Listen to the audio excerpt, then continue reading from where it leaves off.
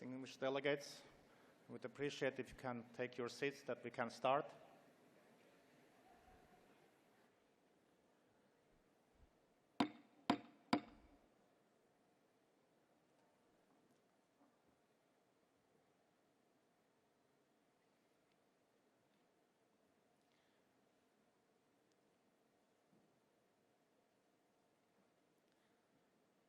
Your Highness, Excellencies, ladies and gentlemen, I call to order the opening plenary meeting of the 5th United Nations Conference on the Least Developed Countries at its second part.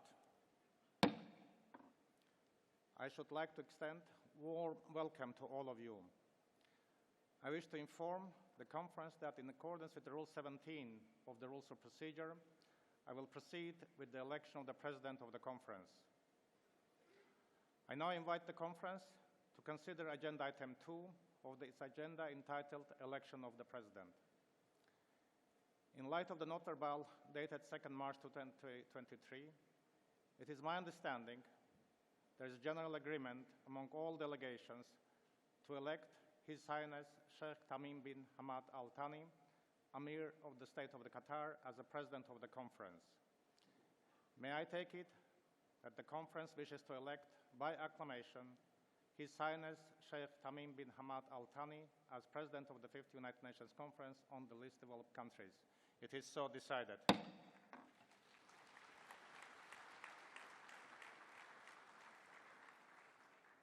I congratulate His Highness on his election, and I invite him to take his seat at the podium to take over the proceedings of the conference, and I request the protocol to escort His Highness.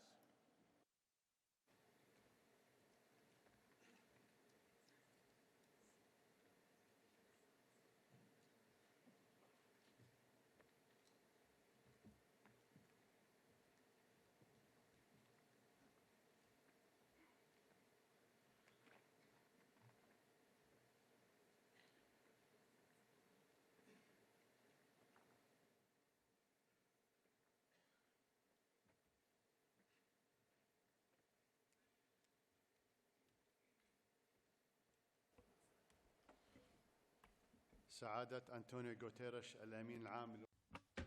Your Excellency Antonio Guterres, Secretary General of the United Nations, Your Excellency Csaba Kőrösi, President of the 77th Session of the General Assembly, Your Excellency Lechezare Stovia, President of the Economic and Social Council, distinguished heads of state and government, ministers, excellencies, ladies and gentlemen, it is an honor and a privilege for me to have been elected President of the 5th United Nations Conference on the Least Developed Countries, and I wish everyone success in achieving the goals of this conference.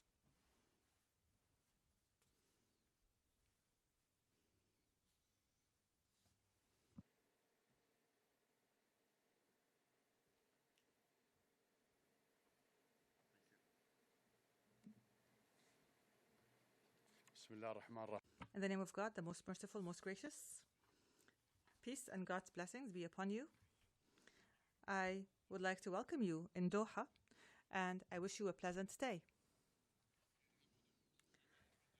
The Least Developed Countries' 5th conference is being held in light of serious challenges that the world is witnessing and that are a result of new international conflicts, as well as the international food crisis and climate change, not to mention the continued aftershocks of the COVID-19 pandemic.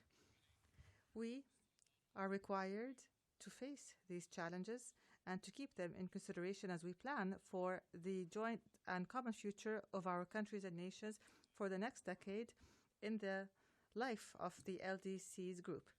Billions in these countries continue to suffer from poverty and the lack of food, healthcare, and education.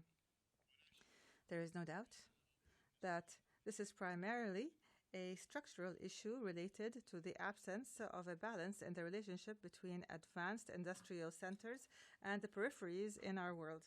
But it is also a matter of developmental and economic policies that are soundly implemented in LDCs. Some of these LDCs have managed to overcome the marginalization because of their development policies.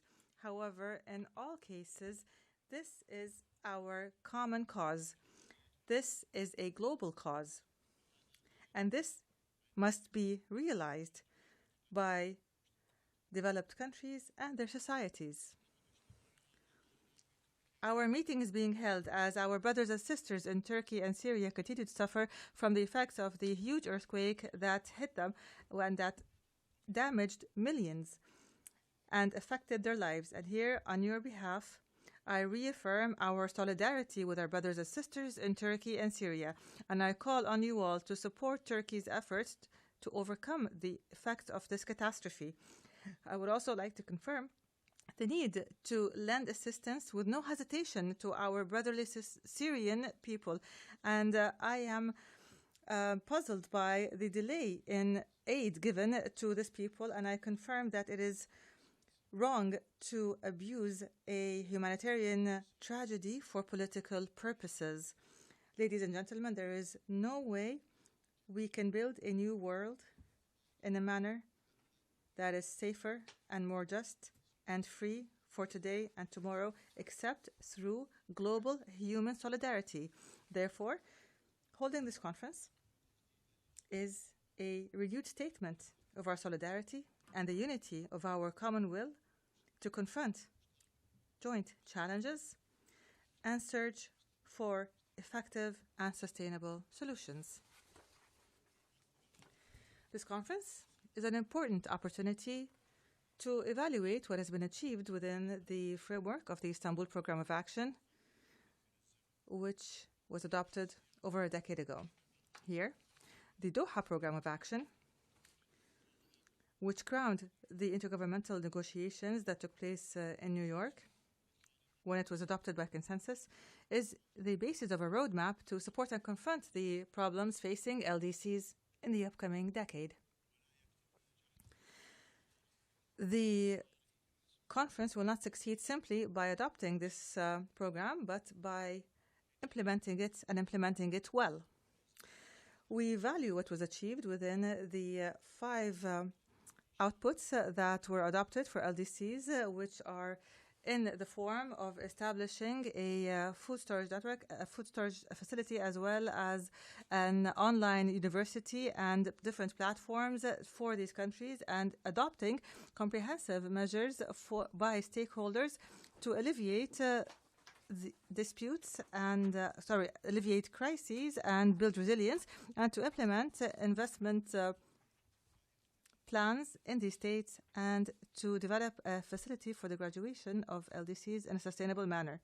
Distinguished guests, there is a common global responsibility in confronting the challenges of food security and climate change and energy crisis and the debt crisis, and finding solutions is a collective and important responsibility among all countries.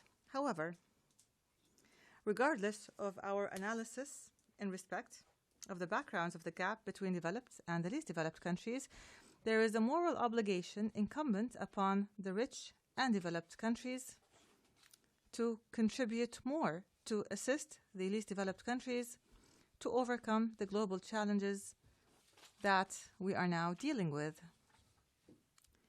This is a responsibility and not a favor. On the other hand, the least developed countries must create the conducive conditions to transform joint crises into national action at the level of strategies, plans, and national legislations. These countries are not responsible for the past, yet it is their duty to adopt and follow rational policies for the present. We say this while at the same time we take into consideration existing structural obstacles and the unequal relationship between the global north and the global south. Ladies and gentlemen, I avail myself of this opportunity to commend the positive initiatives to combat poverty and address the urgent needs for food security in many poor countries. However, the food security crisis cannot be solved only by providing emergency humanitarian aid or temporary remedies. Rather, it is also necessary to assist these countries achieve their food security. We have put forward initiatives within the context of addressing the root causes of the problems, such as the initiative of the Global Dryland Alliance to enable dryland countries to achieve food security. Others have put forward their own initiatives as well. It might be appropriate to revive the theme of the Secretary General of the United Nations of no poverty in the world. The realization of this requires an international synergy to implement a human development plan at the global level. Here we must pay due attention to the relationship between peace and development. Food security and development cannot be achieved against the backdrop of raging civil wars in a number of the poorest countries in the world. Ladies and gentlemen, in the context of our discussion of urgent international crises and their dire repercussions on least developed countries, we see the debt crisis, which has crippled the growth and development in these countries, as is strongly evident. Here we value the efforts made by the G20, especially the extraordinary summit of leaders hosted by the Brotherly Kingdom of Saudi Arabia on the COVID-19 pandemic, and the steps taken under the presidency of Italy regarding the debt service suspension period for the poorest countries.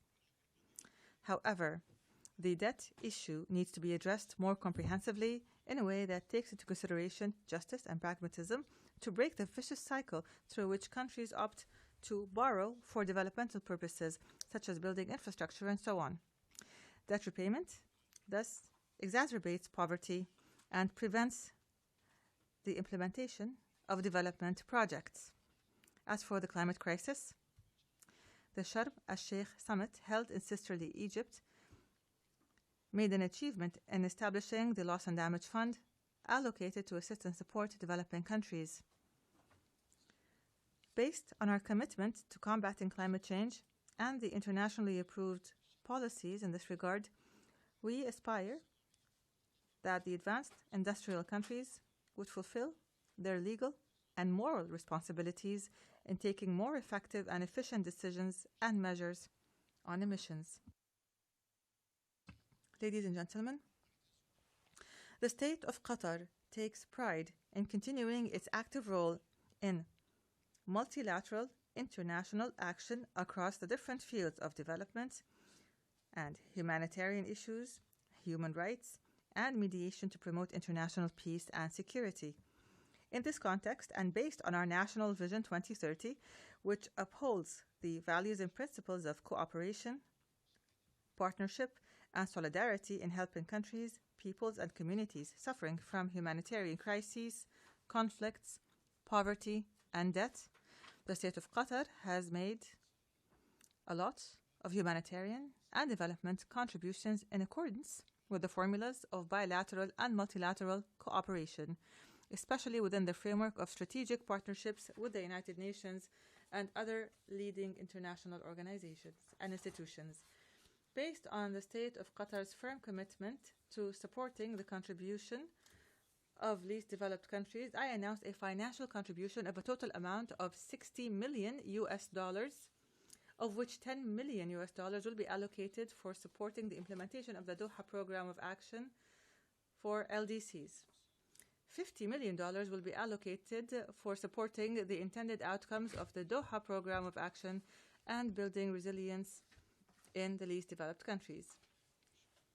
I urge development partners to follow the example of Qatar and take the initiative to support the implementation of the Doha Program of Action as part of our humanitarian and developmental duty towards the peoples of least developed countries.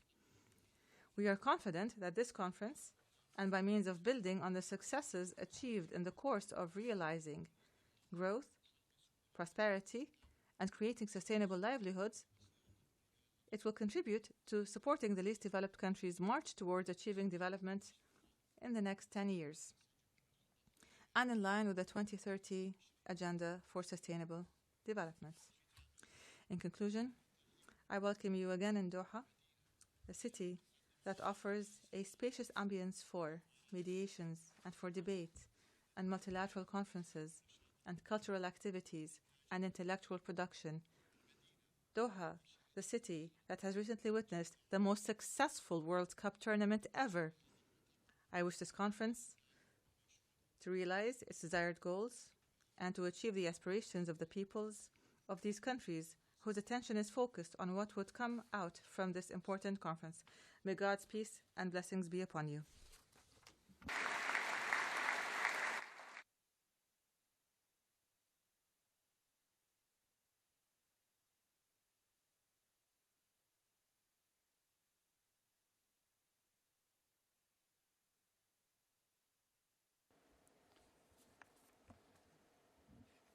أدعو الآن I now invite His Excellency Antonio Guterres, Secretary General of the United Nations, to address the conference.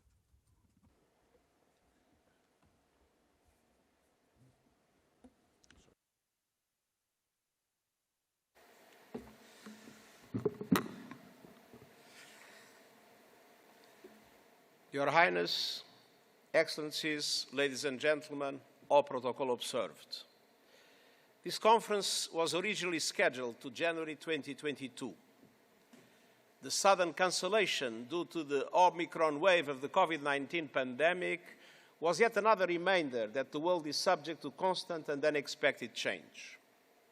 And indeed, since then, we have seen the eruption of war in Ukraine with a devastating impact on Ukrainians, but also on least developed countries struggling with skyrocketing food and energy costs.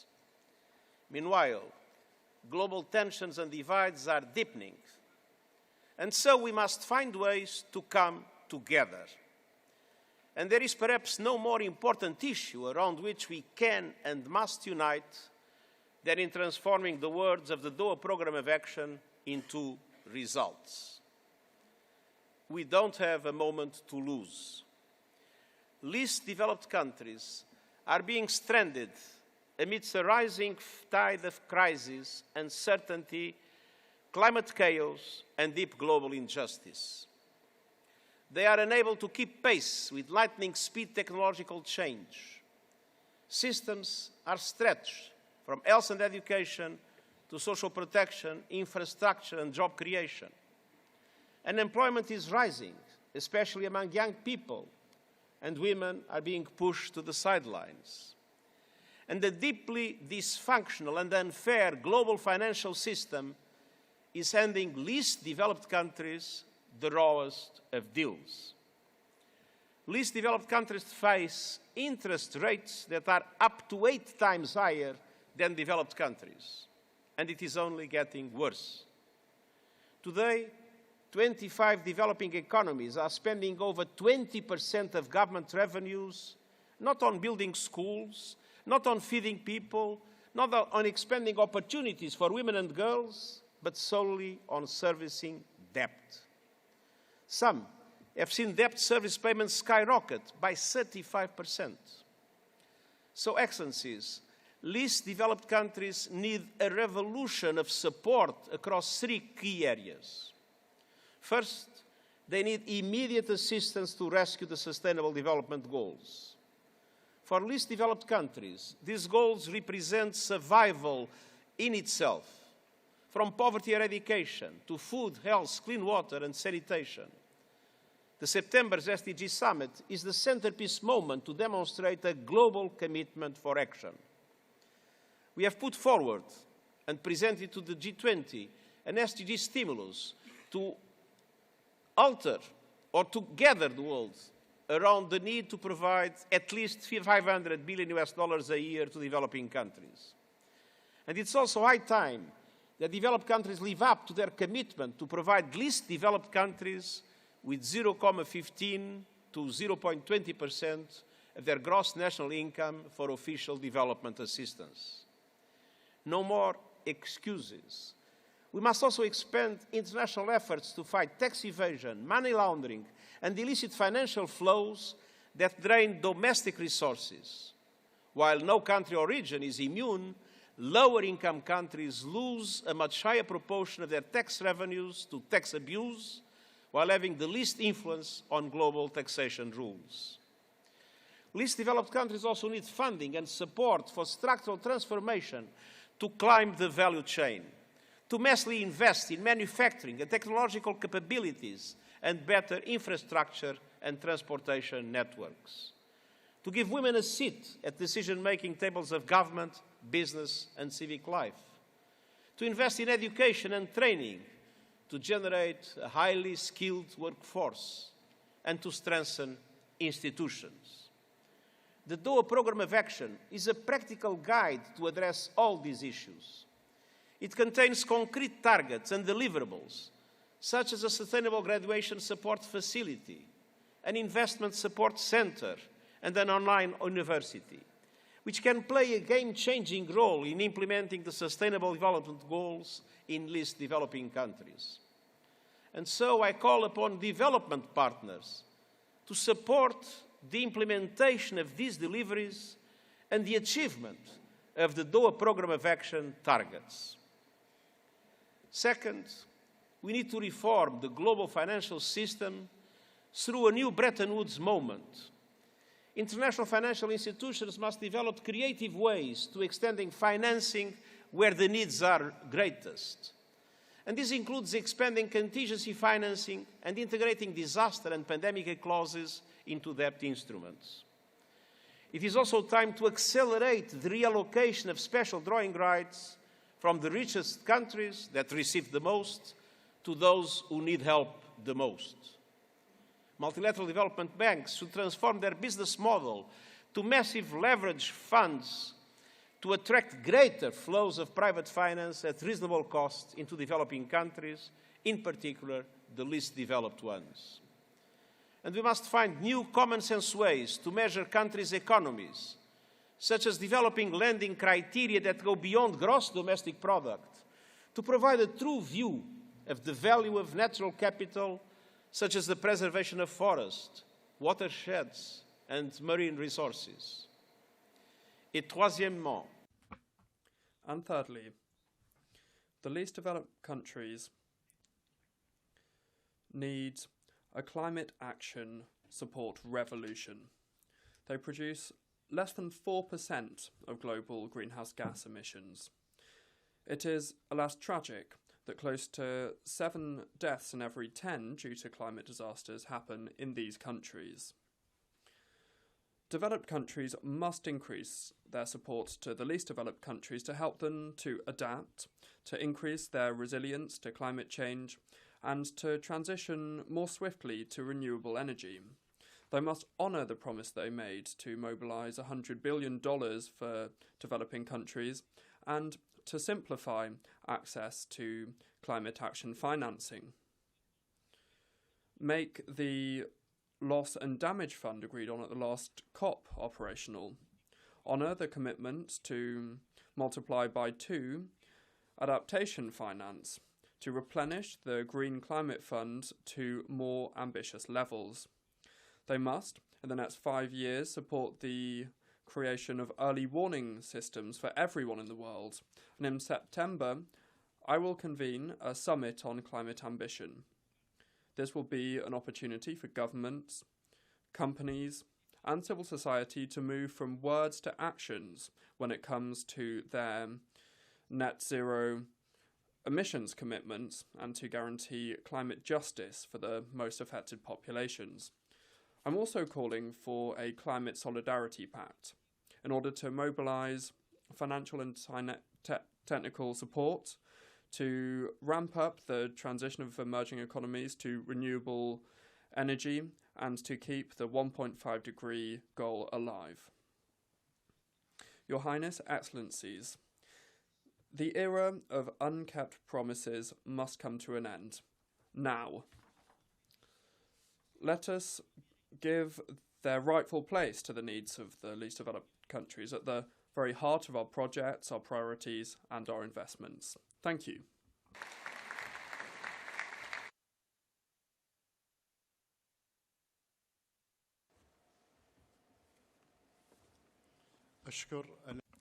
I thank the Secretary General of the United Nations for his statement. The conference shall now hear opening statements in accordance with the recommendations by the preparatory committee established for the conference. I now invite His Excellency Chaba Korochi, President of the 77th session of the General Assembly, to address the conference.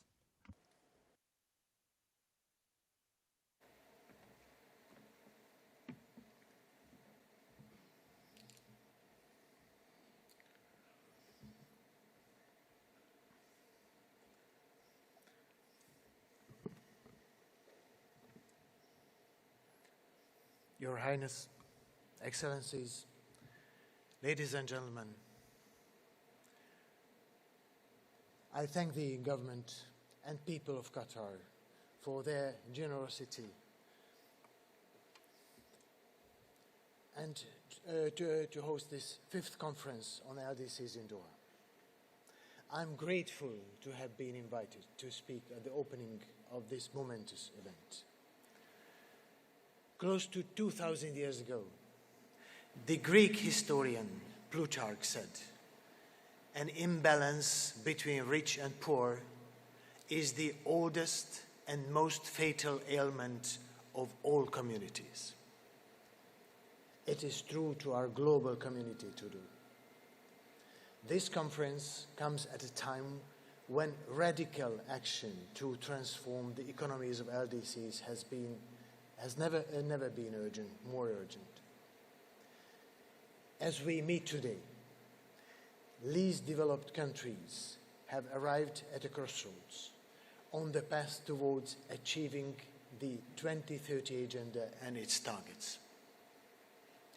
It is deeply concerning to see that, according to the latest data, and in spite of the vast efforts, 1 in 3 people in LDCs are living in extreme poverty.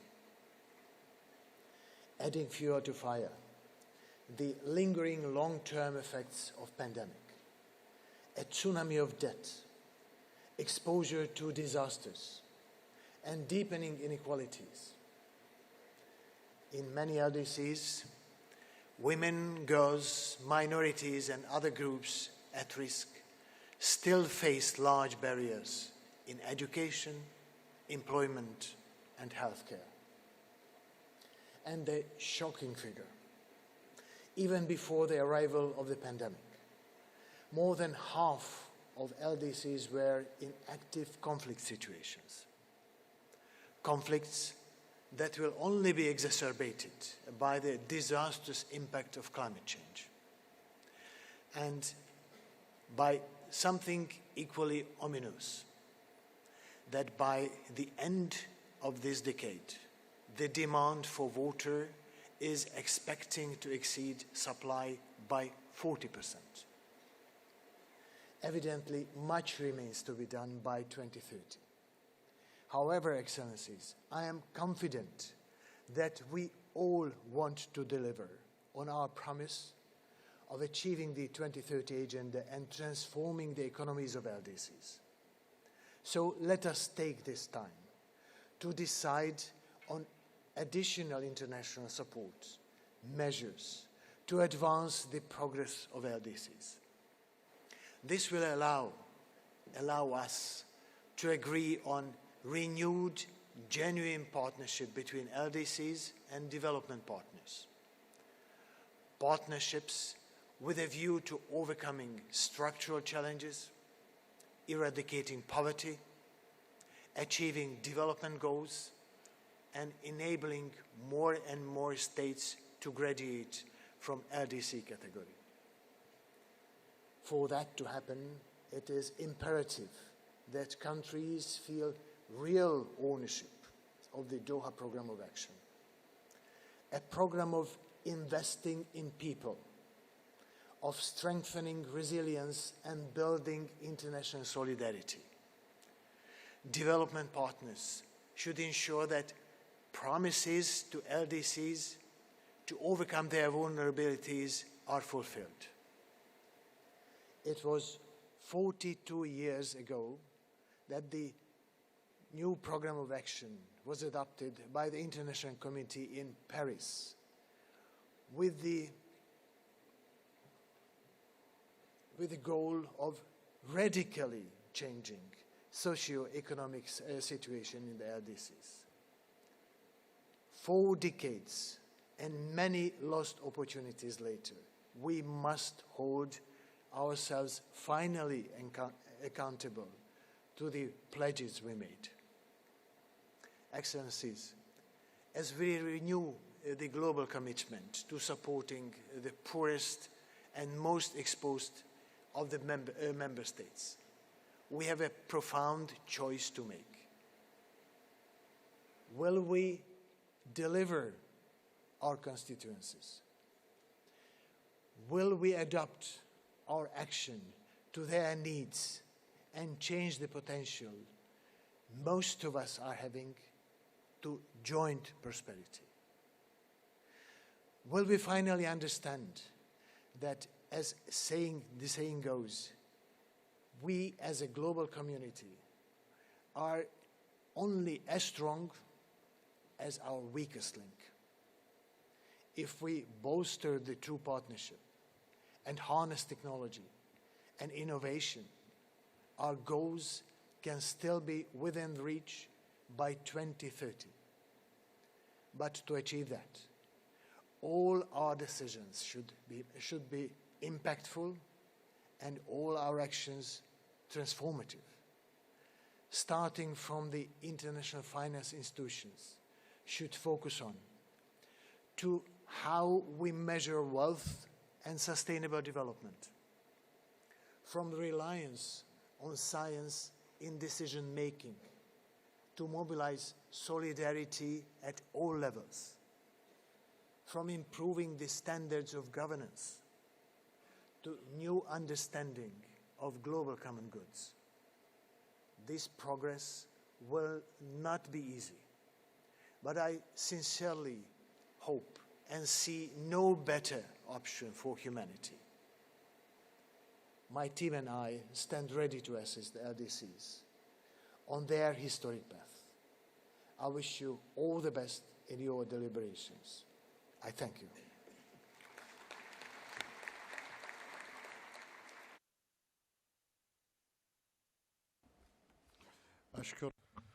I thank the President of the General Assembly for his statement, and I now invite Her Excellency Lachezara Stueva, President of the 2023 session of the Economic and Social Council, to address the conference.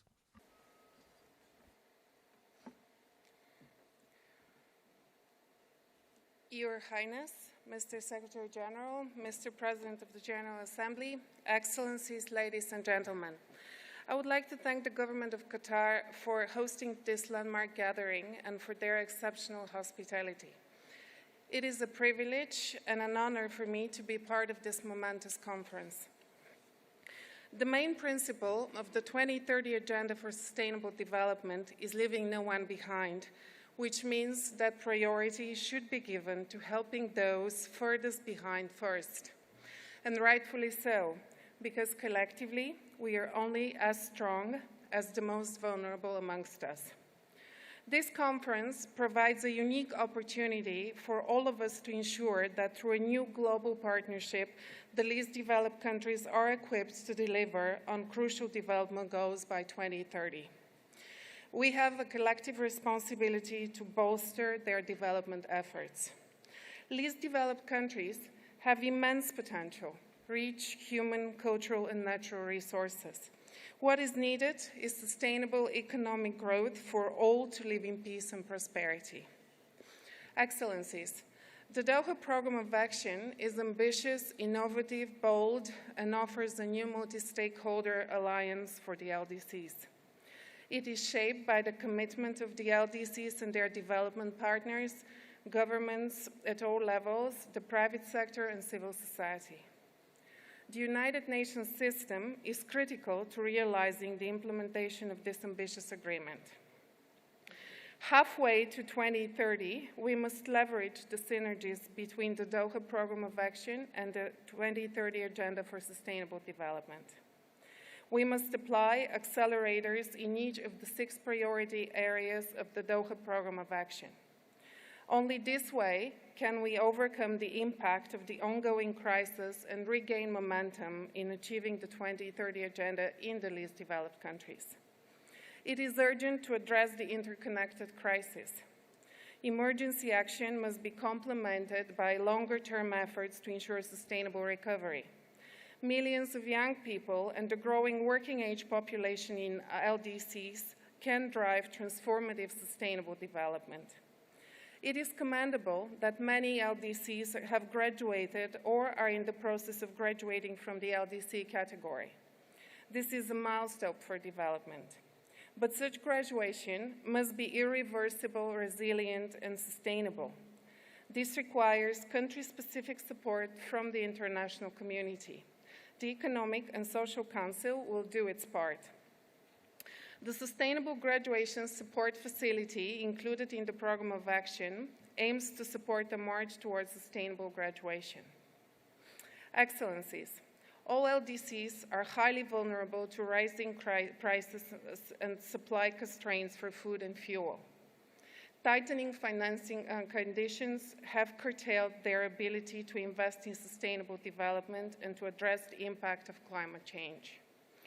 To turn the tide and rescue the SDGs, as the Secretary General just mentioned, he has proposed a global SDG stimulus. It is important to rally to deliver it. We must act on our commitment to ensuring adequate funding for LDCs. Debt relief programs should be accessible for all LDCs. Concessional public development financing should have long been scaled up. Catalyzing higher investment flows in both physical and social infrastructure can drive greener growth and human development. It can enhance resilience to shocks and disasters. Conducive trade and investment policies are a critical foundation for breaking out of poverty. We need to act now. Excellencies, 2023 is a critical year for the 2030 Agenda for Sustainable Development. The SDG Summit in September must turn the tide and revamp our efforts towards the SDGs.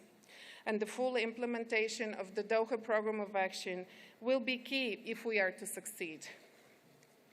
As President of the Economic and Social Council, I'm committed to mobilizing the whole ECOSOC system to help LDCs move from potential to prosperity. Let's make a difference together. Thank you.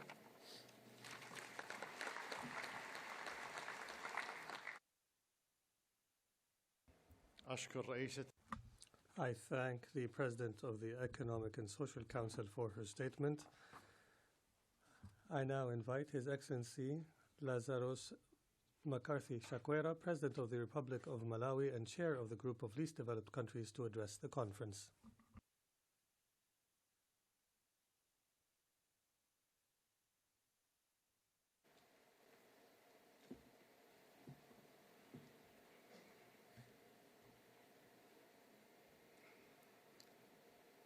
Your Highness, Sheikh Tamim bin Hamad Al Thani, Emir of the State of Qatar and President of LDC 5, United Nations Conference, Your Excellencies, Heads of State and Government, Your Excellencies, Prime Ministers of Bangladesh and Turkey, Your Excellency, Mr. Antonio Guterres, Secretary General of the United Nations, Your Excellency, Ms. Rabab Fatima, Undersecretary General and High Representative for the Least Developed Countries, distinguished delegates, partners, ladies and gentlemen, for those of us who met yesterday to kickstart in anticipation for what we are starting today, I trust that you had a restful night and come refreshed enough this morning to press ahead and make even more progress in pursuit of our shared objectives within the framework of the Doha Program of Action. I also trust that you are taking advantage of side meetings of this summit to have the necessary bilateral meetings for forging and strengthening the partnerships that will make the program a great success. Considering how well we have thus far been hosted by the state of Qatar, it is altogether appropriate for me to once again express utmost gratitude to His Highness, and congratulations for chairing this, and the government, people of Qatar, for their hospitality accorded all of us. At the same time, we owe a debt of gratitude to the UN Secretary General and the United Nations Office of High Representative for the least developed countries, landlocked developing countries, and small island developing states for steering and coordinating the processes we are undertaking here. With friends like these, we need not fear any enemy. In fact, the enemy we need to be most vigilant against is our own complacency. We must recognize that what we are doing here in Doha makes this a pivotal point in world history.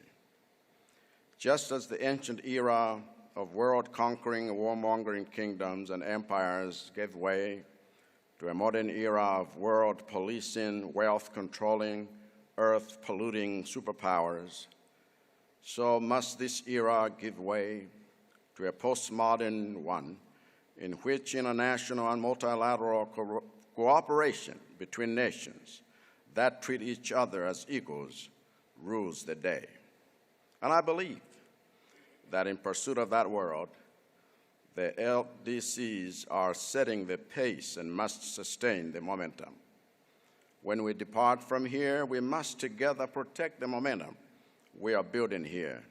We simply cannot afford to lose it. We cannot afford to have the momentum of the Doha Program of Action suffer the same disruptions the Istanbul Program of Action suffered.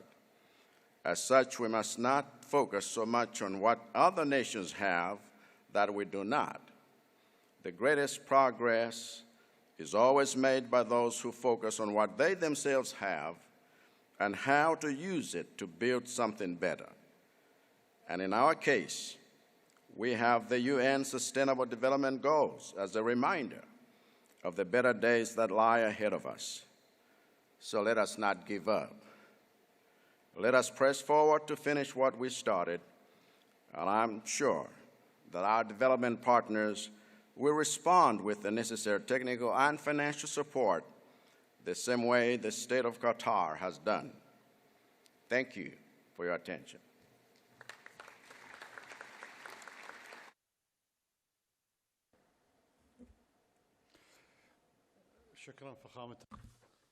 I thank the President of the Republic of Malawi, and I now invite Her Excellency Sheikh Hasina, Prime Minister of the People's Republic of Bangladesh, to address the conference.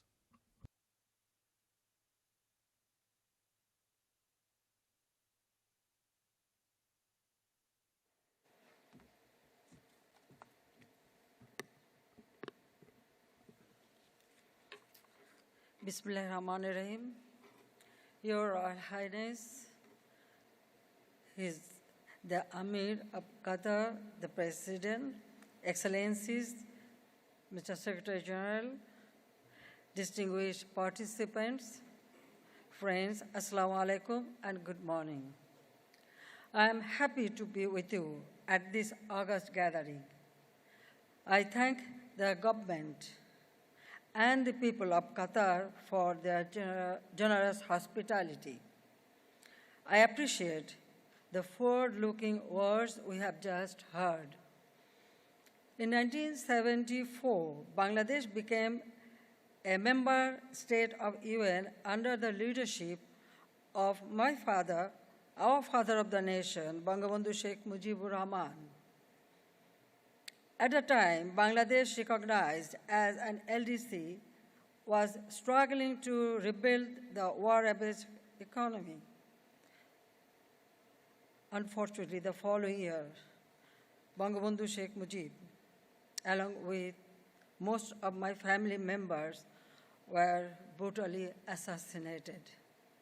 my mother, my 3 brothers, and other family, about 18 members. My younger sister and myself, we were abroad that time.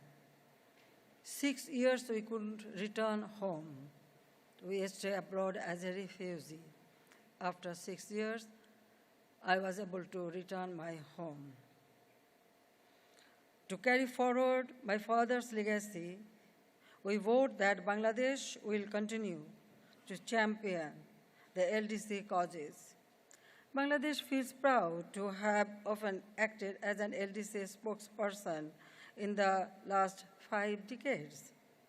I attended the previous LDC conferences in Brussels and Istanbul. We are pleased that Bangladesh qualifies for LDC graduation.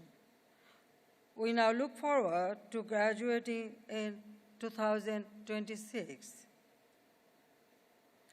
Bangladesh is the only LDC among the world's 50 largest economies in terms of GDP. Our march towards graduation is also marked by our efforts at just, inclusive, and sustainable development. We have cut down poverty rate from 31.5% to 20% within a decade. We are internationally recognized for disaster risk reduction and climate adaptation. Our social protection measures constitute 16.75% of our total budget. We have distributed about 700,000 free of cost houses to ensure shelter for all. We rank top the South Asia in reducing gender disparity. Our literacy rate stands at 75.2% with near universal primary education enrollment. The average life expectancy of our people is now more than 73 years. During COVID-19 pandemic, we provided 28 stimulus packages worth 6.15% of our GDP. Our economy proved its resilience by growing at 10%.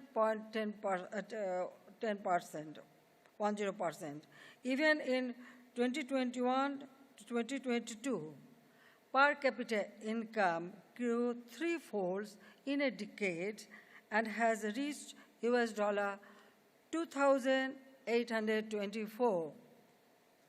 Bangladesh is now a reliable partner in the international supply chain. We are the fast-growing digital economy and a potential regional hub for connectivity and logistics. Our next vision is to build a smart Bangladesh by 2041. Much of the Bangladesh story owes to international support measures we negotiated for LDC. The duty and quota-free access we secured from most developed and emerging economies helped our private sector build a solid manufacturing base. The patent waivers provided under TRIPS agreement allow us to meet 98% of our pharmaceutical needs. The exemption under other WTO agreements enable us to boost agricultural production and combat hunger, malnutrition.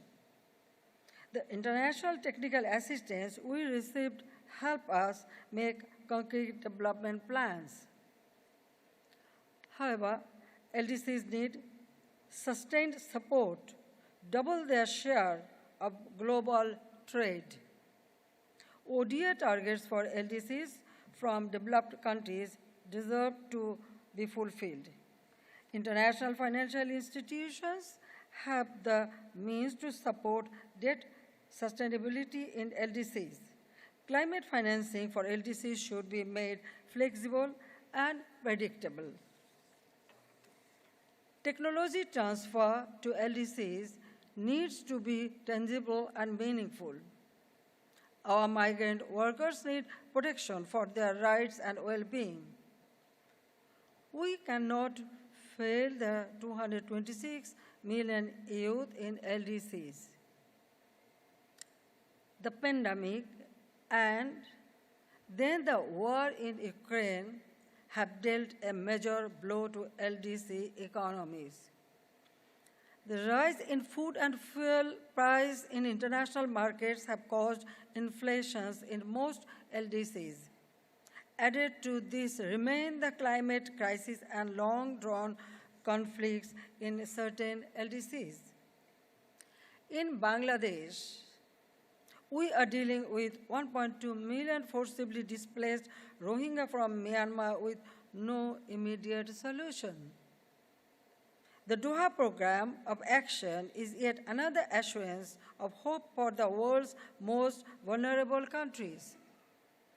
The international community must renew its commitment for real structural transformation in LDCs.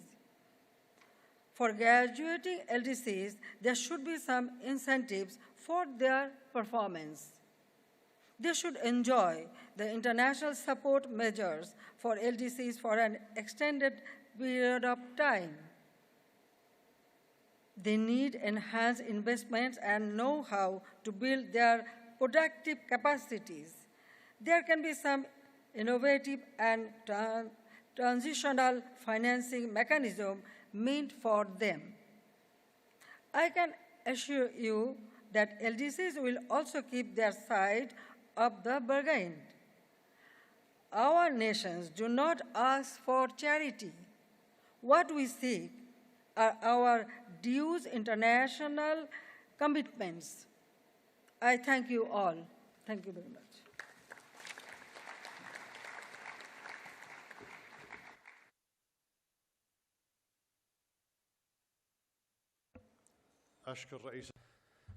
I thank the Prime Minister of the People's Republic of Bangladesh, and I now give the floor to His Excellency Mevlut Cavusoglu, the Minister for Foreign Affairs of Turkey, to deliver a statement on behalf of the President of the Republic of Turkey.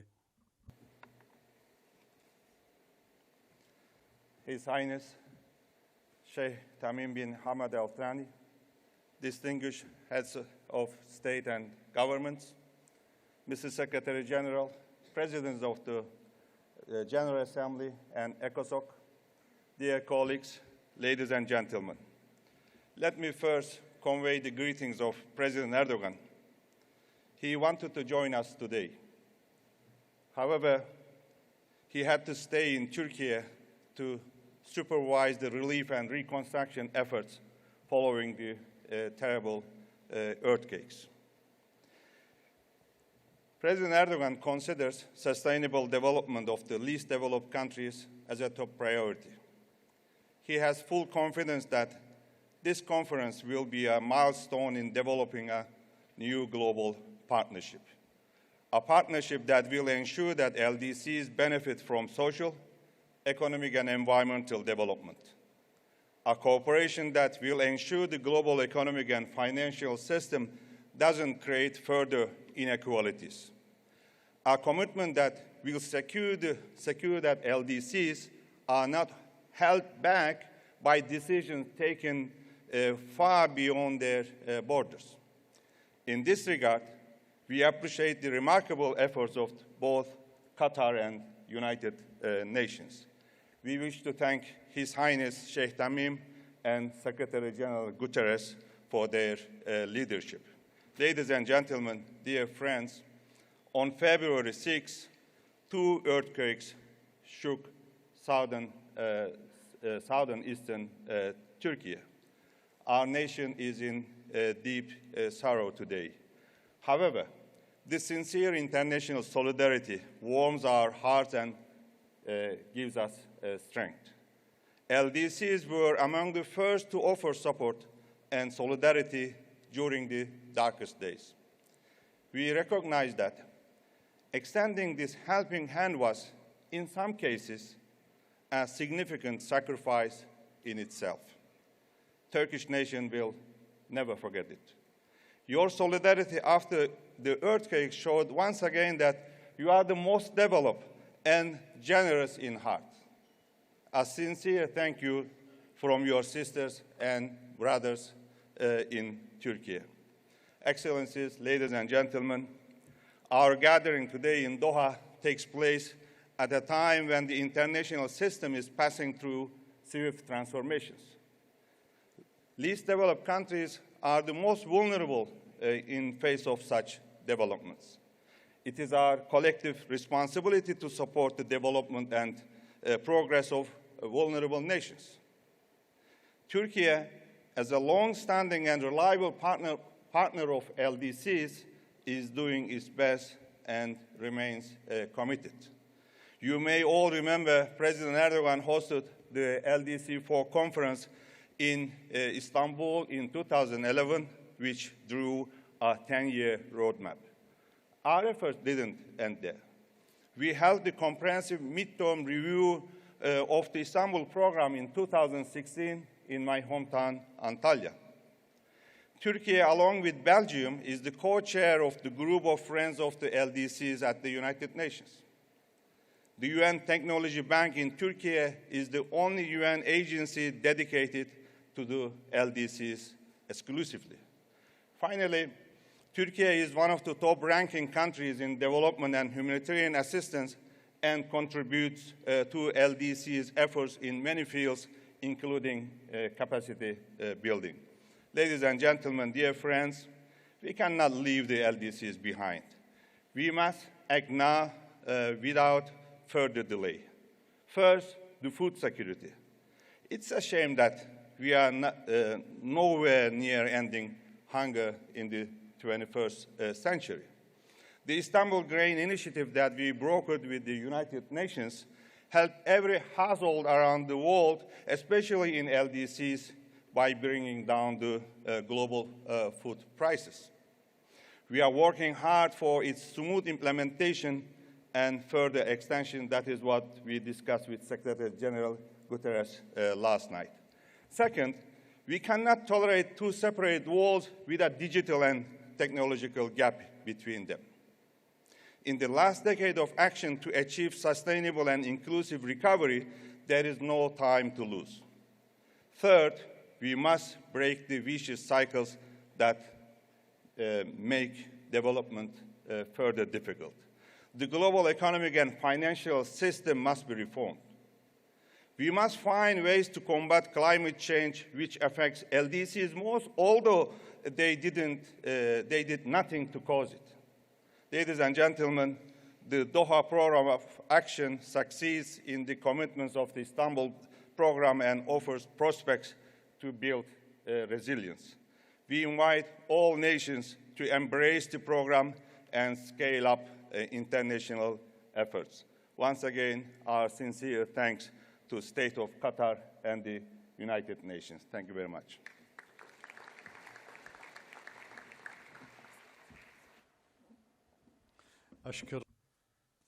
I thank the Minister of Foreign Affairs of Turkey, and I now invite Ms. Molapo, the youth representative from Lesotho, to make a statement.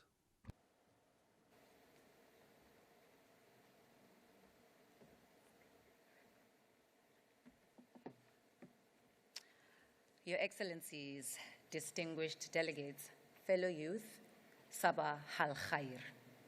I am humbled to be standing before you this morning, not on my accord, but to represent the 226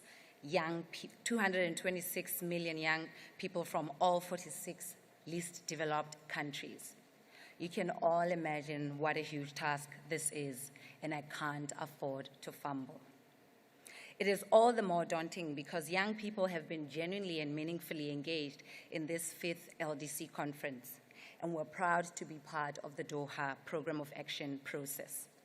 Whilst we wish all of our colleagues could be able to participate in the conference, those of us that are here will carry their voice, and we're here to be part of the solution to the issues facing the LDCs. Our intention is to speak truth to power, but still find ways to work with the decision makers to make meaningful change. Distinguished guests, my name is Reekeditso Molapo. I am a social entrepreneur and an environmental activist, and for the past 28 years of my life, I've been living in a least developed country. This means that I have seen and lived through my fair share of the issues that the LDCs face. My dream is to experience a different reality in my lifetime. When the Doha Program of Action comes to an end, I'll be 36, a youth no more. When I look around me, I want to see real change, better chances, equal opportunities.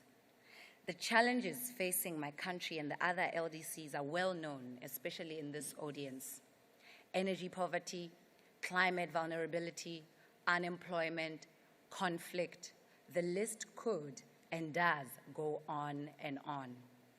However, I'm not here today to pinpoint how difficult the situation is, but instead to accentuate the courage and the audacity of the LDC youth. I want to speak not about adversity, but about our aspirations. Aspirations that include access to decent employment, quality education and entrepreneurship. Aspirations to live in fair, resilient, sustainable, and gender-equal societies. Societies where we are empowered to realize our full potential. Societies where we are recognized as rights holders and key stakeholders in the implementation and monitoring and evaluation of the international programs designed to support us. And lastly, societies that look forward to graduating from the sorry category of being the furthest behind in reaching our development goals. Young people from the LDCs are dynamic, bold, and innovative. We are also resilient. We have to be. Our ambition is impressive, and we have overcome a lot, and against all odds, we continue to drive positive change in our countries. We do not only talk about the problems we face, but we act on them too. We're rolling up our sleeves and we're busy in the work of solving all 17 Sustainable Development Goals. For example, Muriel Mpengegese from Burundi creates employment for vulnerable youth and supports livelihoods through her initiatives. Shaima Barakat from Yemen prototypes and tests solutions for the different SDGs. Gladys Habu from the Solomon Islands advocates for climate issues, especially those faced by small island developing states. And Kwaile Monaheng from Lesotho has started and works for clean energy projects that aim to expand energy access in Africa. These are but a few examples amongst many. For us as youth, the impact marathon continues. To the decision makers and heads of state in the room, we urge you to accelerate your action on the issues facing the LDCs. We demand you create enabling environments for us to thrive, recognize our potential, and take heed to our youth declaration.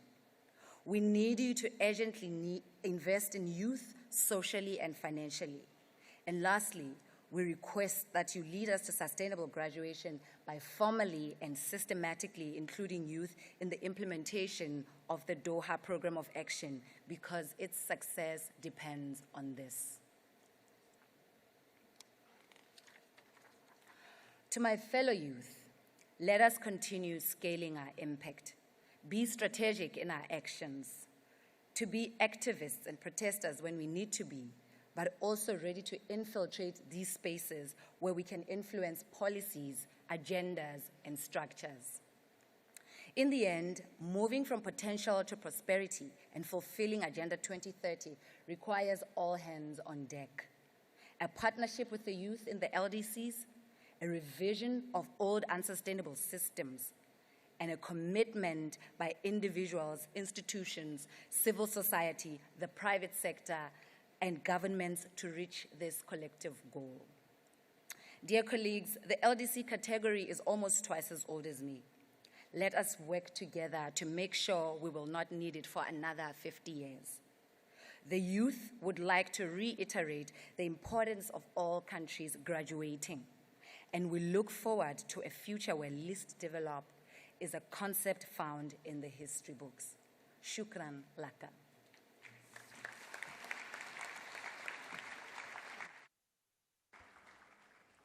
Shukran. Thank you.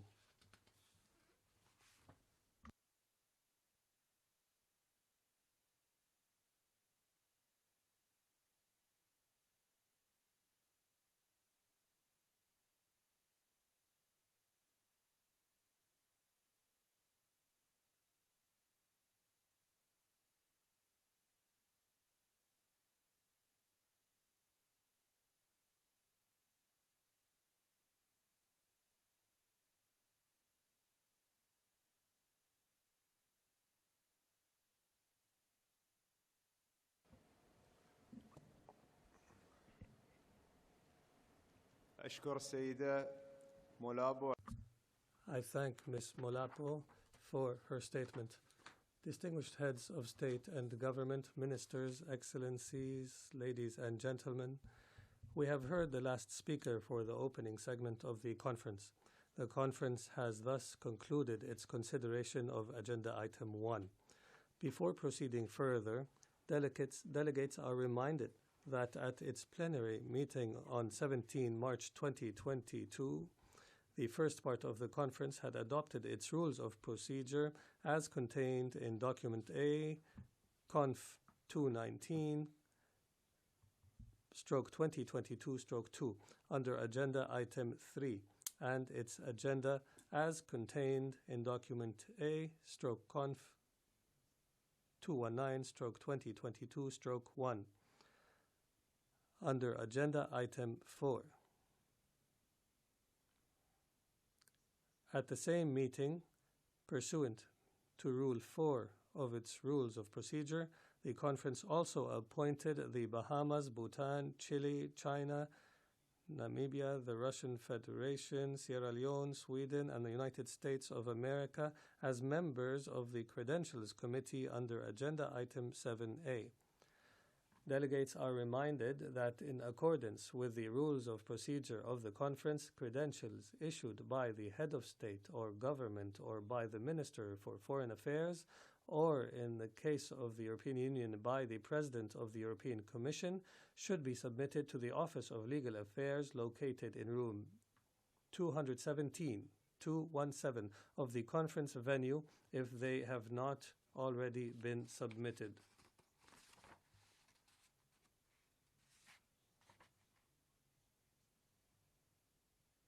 In accordance with its proposed organization of work, I now invite the conference to consider Item 5 of the agenda entitled Election of Officers Other than the President.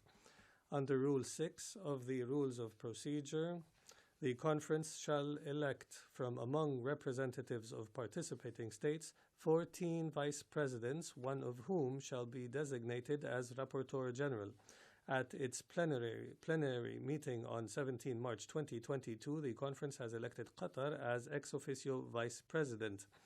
With regard to the election of the vice presidents, I have been informed that there is general agreement among delegations to elect the following countries: from among the African states, Djibouti, Mauritania, and Morocco; from among the Asia-Pacific states, Bangladesh and Nepal; from among the Eastern European states, Latvia, Poland, and Slovenia; from among the Latin American and Caribbean states, Antigua and Barbuda, the Dominican Republic, and Paraguay; and from among Western European and other states, Malta and Portugal.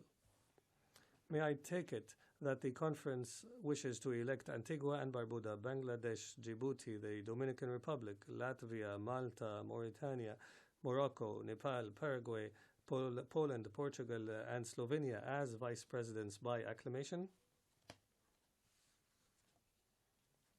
I hear no objection. It is so decided. On behalf of the conference, I congratulate the vice presidents on their election.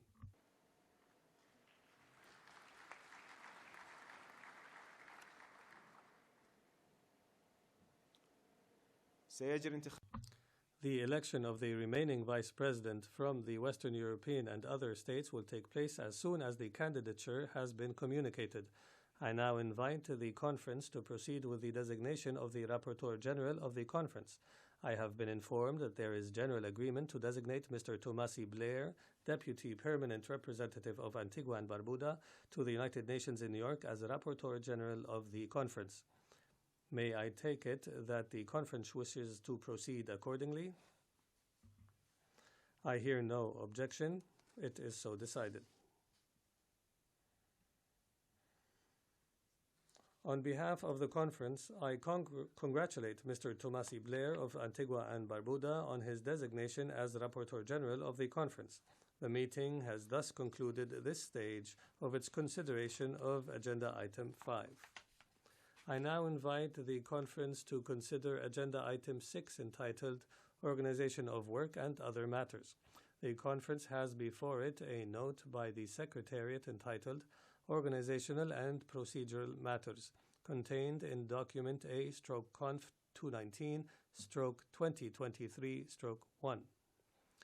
As reflected in that note, the closing plenary meeting to be held on the afternoon of Thursday, 9 March, is expected to conclude with oral presentations by one of the co-chairs of each of the high-level thematic roundtables.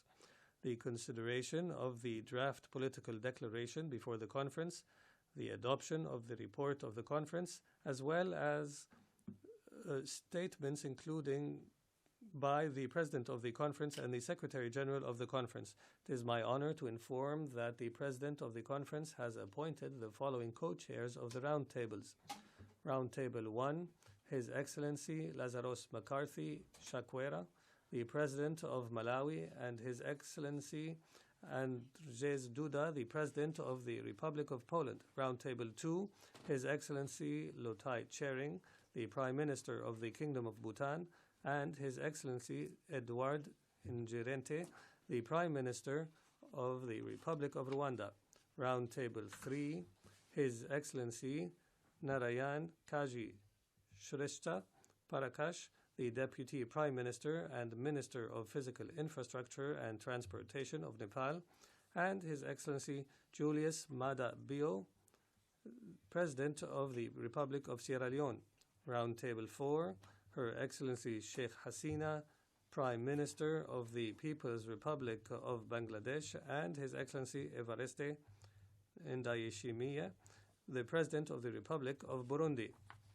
Roundtable 5, His Excellency Kosia Natano, Prime Minister of Tuvalu, and Her Excellency Natasa Perk Musar, President of the Republic of Slovenia. Roundtable 6, His Excellency Hakainde Hichilema, President of the Republic of Zambia, and His Excellency Siausi Sovalini, Prime Minister of the Kingdom of Tonga. Roundtable 7, Her Excellency Sidimeho Chidudu Dogbe Tomega, the Prime Minister, Head of Government of the Togolese Republic. Roundtable 8, Her Excellency Mariam Shabi Talata Zimi Yerima, Vice President of Benin, and Her Excellency Heidi Rombouts, Vice Minister for Development, Cooperation and Humanitarian Aid of Belgium. In addition, as previously communicated, and in consultation with the General Committee, I wish to propose that we hear on an exceptional basis the key points of the discussions from the stakeholder tracks that will take place in the margins of the conference, namely the Parliamentary Forum, the Private Sector Forum, the Civil Society Forum, the Youth Forum, and the South-South Cooperation Ministerial Meeting. May I take it that the conference wishes to approve the organization of work as set out in document A/Conf 219/2023/1, taking into account the proposal that I have just outlined? I hear no objection. It is so decided. The conference has thus concluded this stage of its consideration of Agenda Item 6. Excellencies, ladies and gentlemen, we have concluded consideration of the items for this opening plenary meeting. Before adjourning, I would like to remind delegations that the high-level event on the theme commemoration of the 50th anniversary of the establishment of the Group of Least Developed Countries will be held at 10:15 a.m. in this plenary hall. The meeting is adjourned.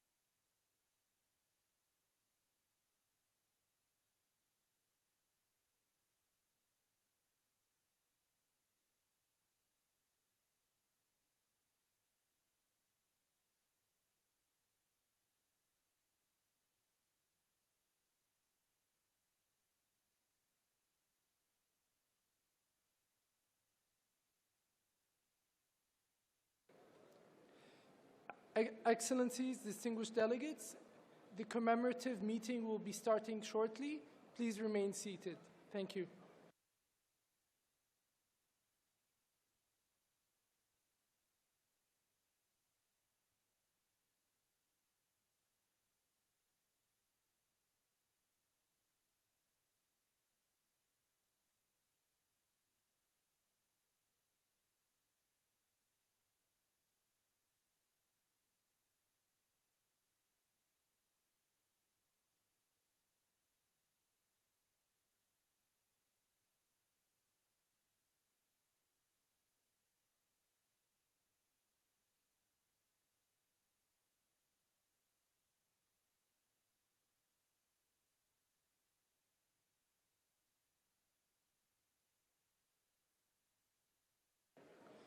Distinguished delegates, the meeting will begin momentarily.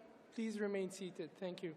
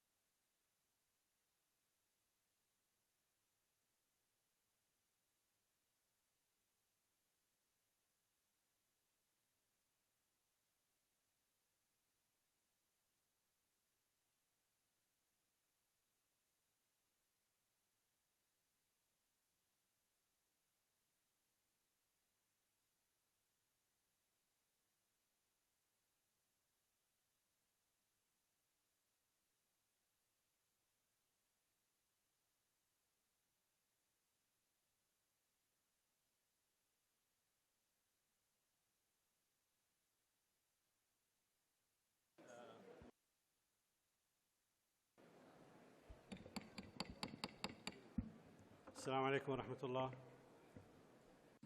Peace and God's blessings be upon you. I please ask you to take your seats. Ladies and gentlemen, the meeting will commence now. Distinguished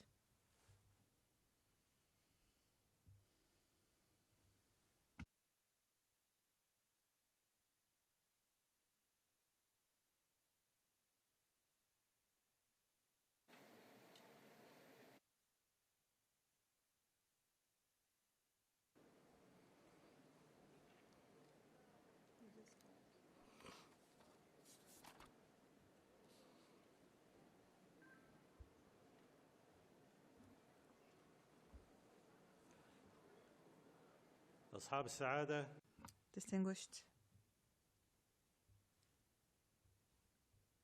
Your Excellencies,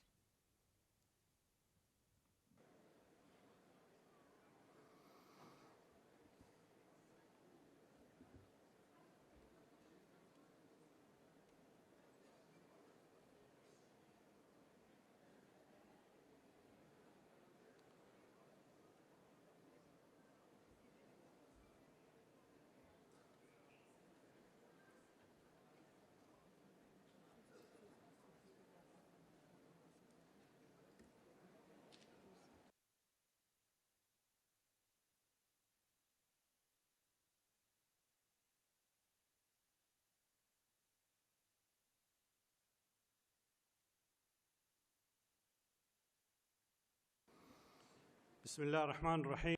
in the name of God, the most gracious, most merciful, distinguished heads of state and government, ministers, Your Excellencies, ladies and gentlemen, I call to order the commemoration of the 50th anniversary of the establishment of the Group of Least Developed Countries. This commemoration segment is held in accordance with General Assembly Resolution number 74/232A of the 19th of December 2019 under the theme A New Generation of Partnerships for Progress.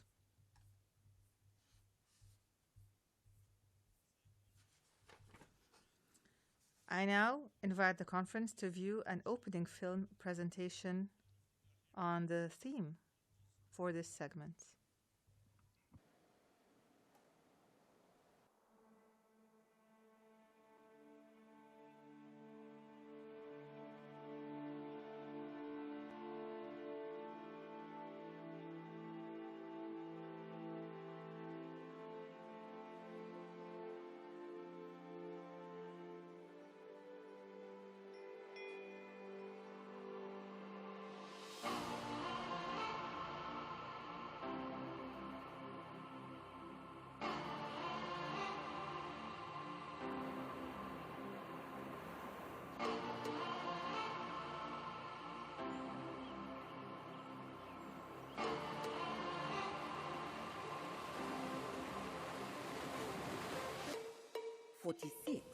Least developed countries, 1.2 billion people, thousands of vibrant and diverse cultures that all celebrate a love for life and a passion for progress.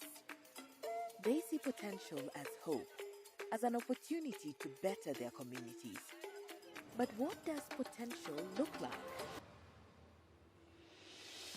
It looks like solar farms that tackle climate change with renewable energy, and inclusive schools that provide equal education. Since 2000, school enrollments more than doubled from 107 to 215 million. Potential looks like healthcare advancements that accelerate a better standard of living, and year-round food systems that will reduce the amount of people undernourished, which has decreased from 31 to 22% in the last 20 years. It also looks like structural support that transforms economies, and tech solutions that progress communities. Within 2 decades, access to electricity in the LDCs has increased from 16 to 52%. Potential even looks like international partnerships that encourage solidarity, and fair trading systems that provide a level playing field. Accounting for only 1% of world trade, LDCs are ready for a bigger piece of the action. The Doha Program of Action represents a renewed and strengthened series of commitments building on potential like this. A decade-long plan of action for unified success that will last generations, creating unprecedented progress that will set the least developed countries on course. LDC 5 is a once-in-a-decade opportunity to cement important partnerships and person-to-person connections that will make lasting impact. helping the LDCs transition from potential to prosperity, we can boost global efforts to reach the 2030 Sustainable Development Goals and shape a better future.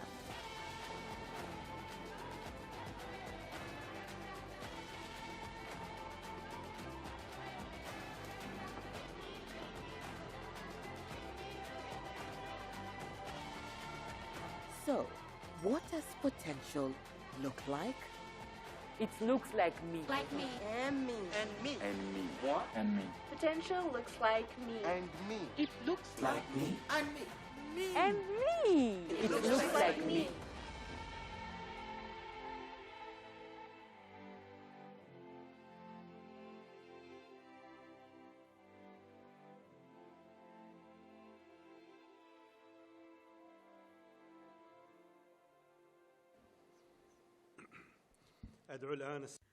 I now invite Ms. Rabab Fatima, Undersecretary General and High Representative for the Least Developed Countries, Landlocked Developing Countries, and Small Island Developing States, and Secretary General of the conference, to deliver welcoming remarks.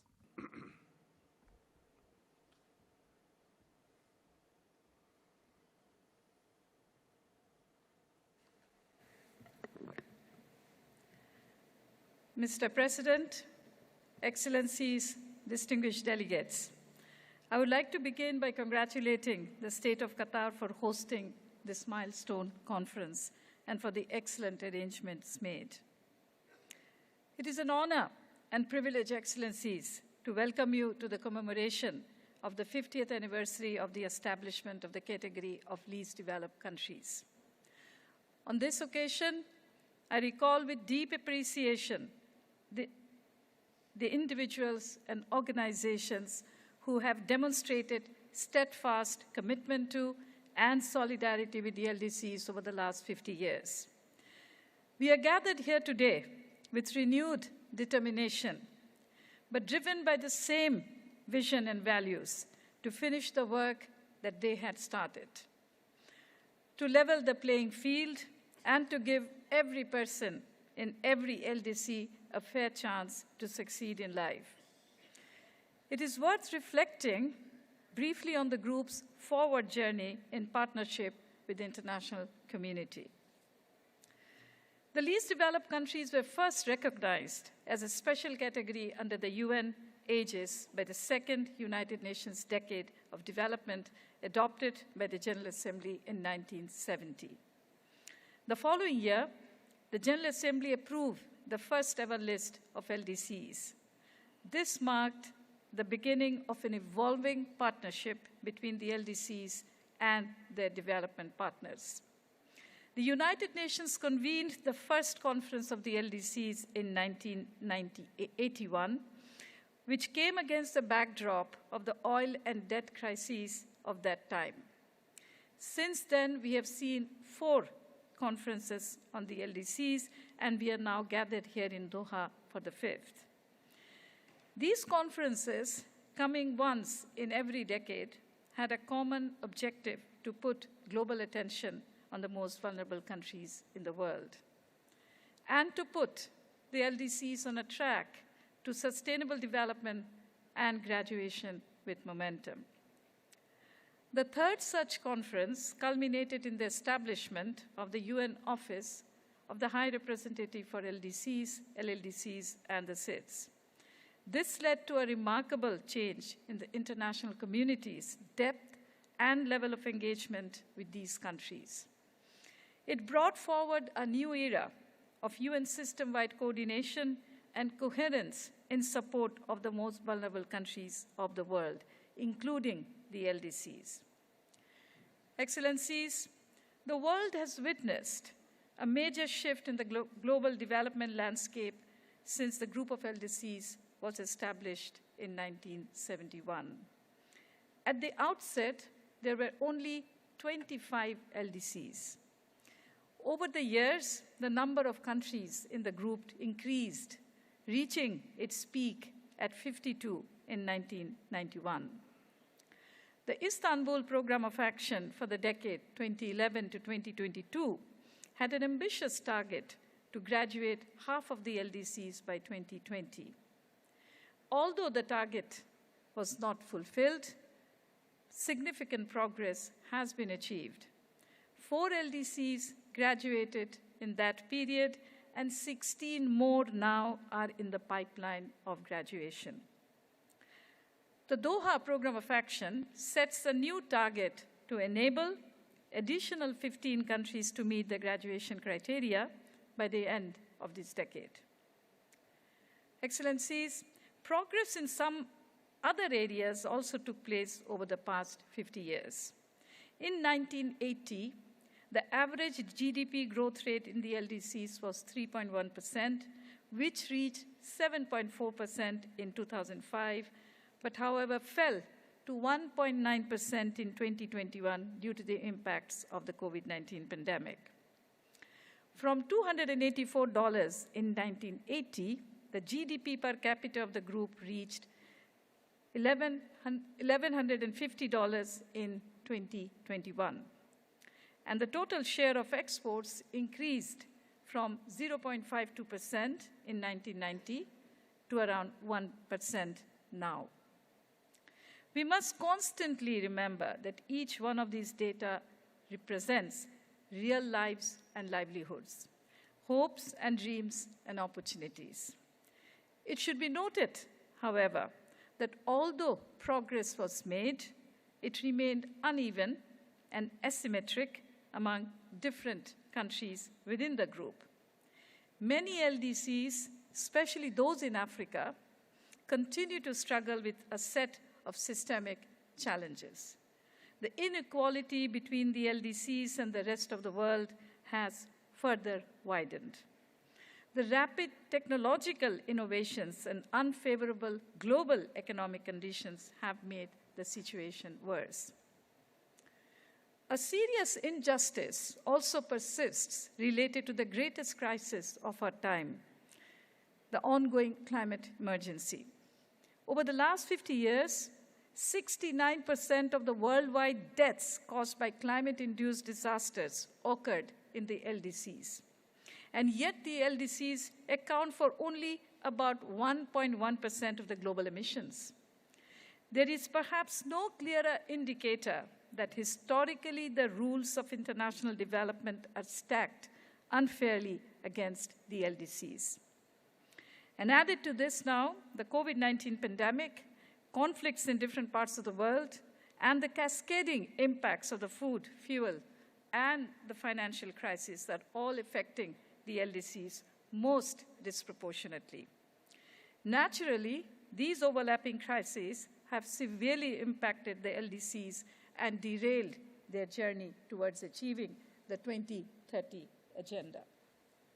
Excellencies, distinguished delegates, despite all these challenges and a turbulent 50-year history, we arrive in Doha with hope. Solidarity will have its day. Addressing the challenges of the LDCs is not only a moral imperative, but an economic and political one too. And crucially, we have the means and the tools to do it. We have come to the conference with the Doha Program of Action, the DPOA, already adopted by consensus in 2022 and well into its first year of implementation. This is an ambitious global strategy. It can drive sustainable recovery from the pandemic, resilience against future shocks, and accelerate the implementation of the 2030 agenda in the LDCs. If we can bring to fruition the commitments, targets, and deliverables of the DPOA, we can put the 46 LDCs on a transformative journey towards rapid economic growth and sustainable development. Excellencies, the history of the LDCs is not just one of difficulty. It is also a history of human endeavor through adversity, struggle and success against the odds. By implementing the Doha Program of Action, we can do more to even those odds and to give equal opportunities to all and to make success easier to come by. The LDCs do represent an enormous human, cultural, and natural resource potential. With 1.2 billion people, which is likely to increase to 2 billion by 2050, LDCs are high growth potential countries. They are endowed with 218 million young people, and if this demographic dividend can be harnessed, there will be transformative socioeconomic changes in these countries. To that end, the conference has brought together partners from all walks of life, including the youth leaders, and we heard from one of them in the opening session today. Excellencies, resource mobilization for the LDCs has always been a daunting task. And to address this, the Doha Program of Action has put forward ambitious targets and practical solutions. For example, the target of doubling the LDC's share of export will generate an additional $235 billion. Doubling the aid for trade will channel an additional $20 billion. Meeting the 0.2% of GNI by the DEC countries will increase the ODA by another $60 billion. And robust debt relief measures could release around another $35 billion. The combined differences of these steps alone could be truly transformative and game changers. This conference provides us a great opportunity to make these aims achievable. We have brought together nearly 5,000 representatives from across the world, from governments, the private sector, CSOs, parliamentarians, youths, and the media. Collectively, you have the power, knowledge, and necessary means to change the course for the LDCs.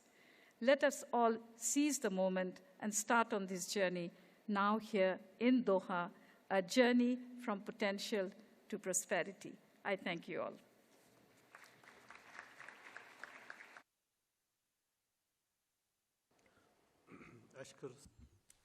I thank the Secretary General of the conference for her statement. I now invite Her Excellency Mariam Shabi Talatazimi Yerima, Vice President of the Republic of Benin and former chair of the Group of Least Developed Countries, to deliver a statement on structural transformation and resilience building at the heart of LDC's progress.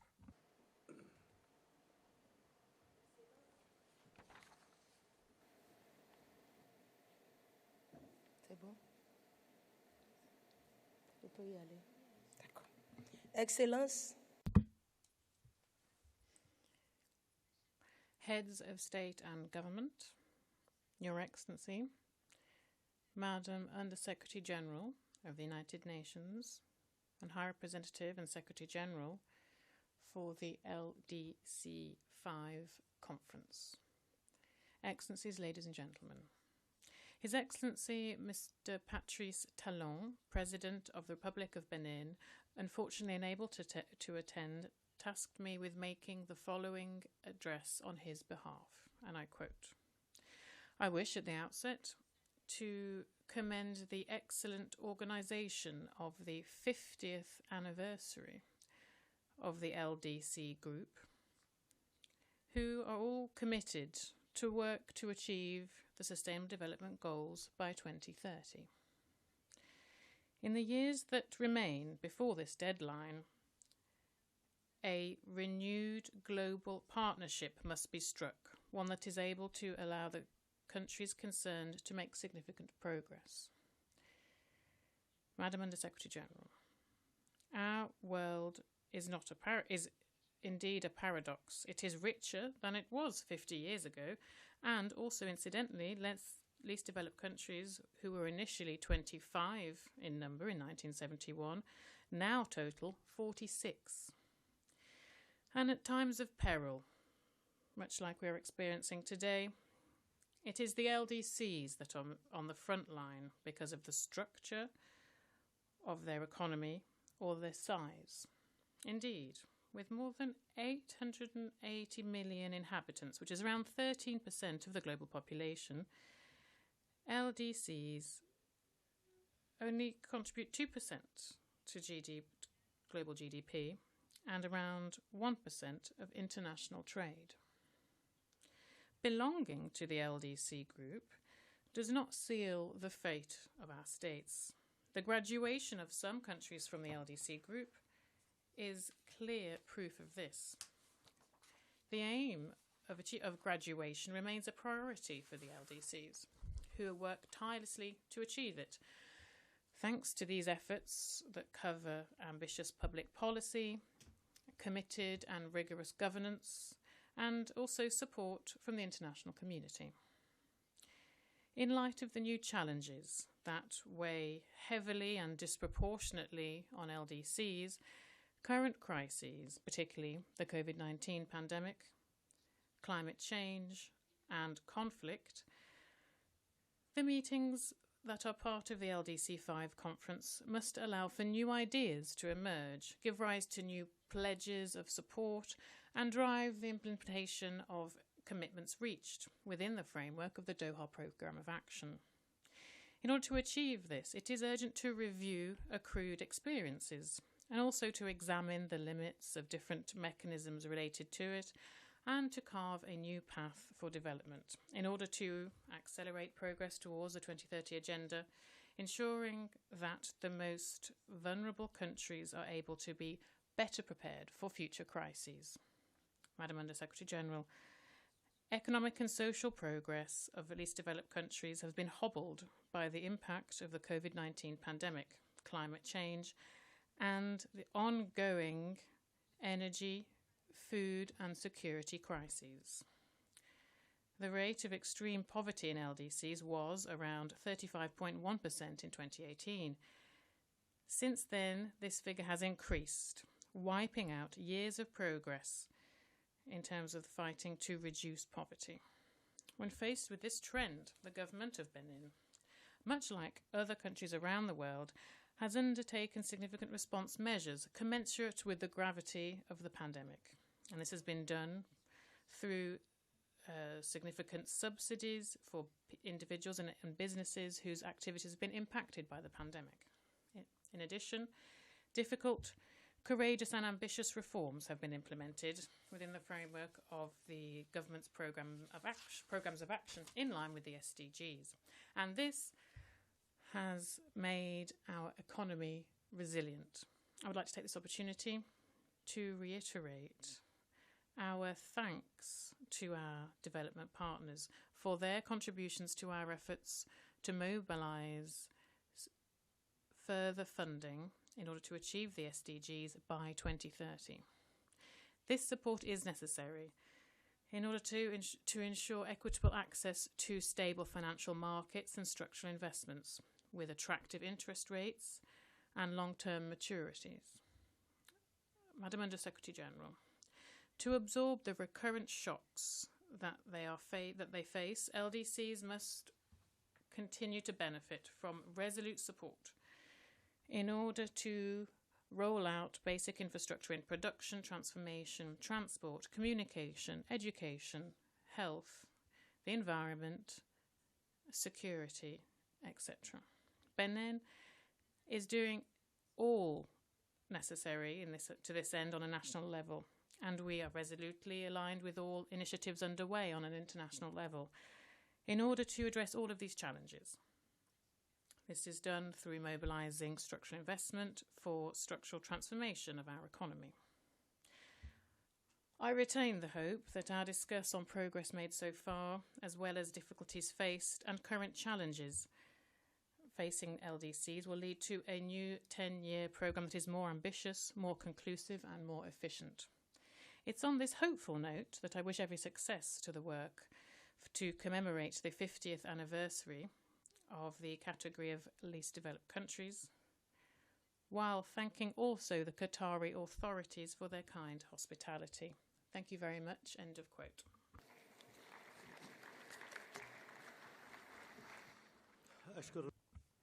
I thank the Vice President of the Republic of Benin for her statements. I now invite His Excellency Narayan Kaji Shrestha Prakash, Deputy Prime Minister and Minister of Physical Infrastructure and Transportation of Nepal, and former and incoming chair of the Group of Least Developed Countries, to deliver a keynote statement on a vision for the future of the LDCs.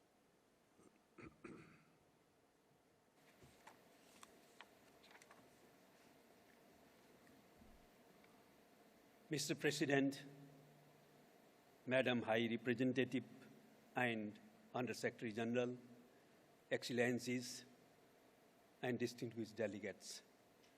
It's my honor to be part of this historic occasion marking the 50th anniversary of the establishment of the groups of least developed countries.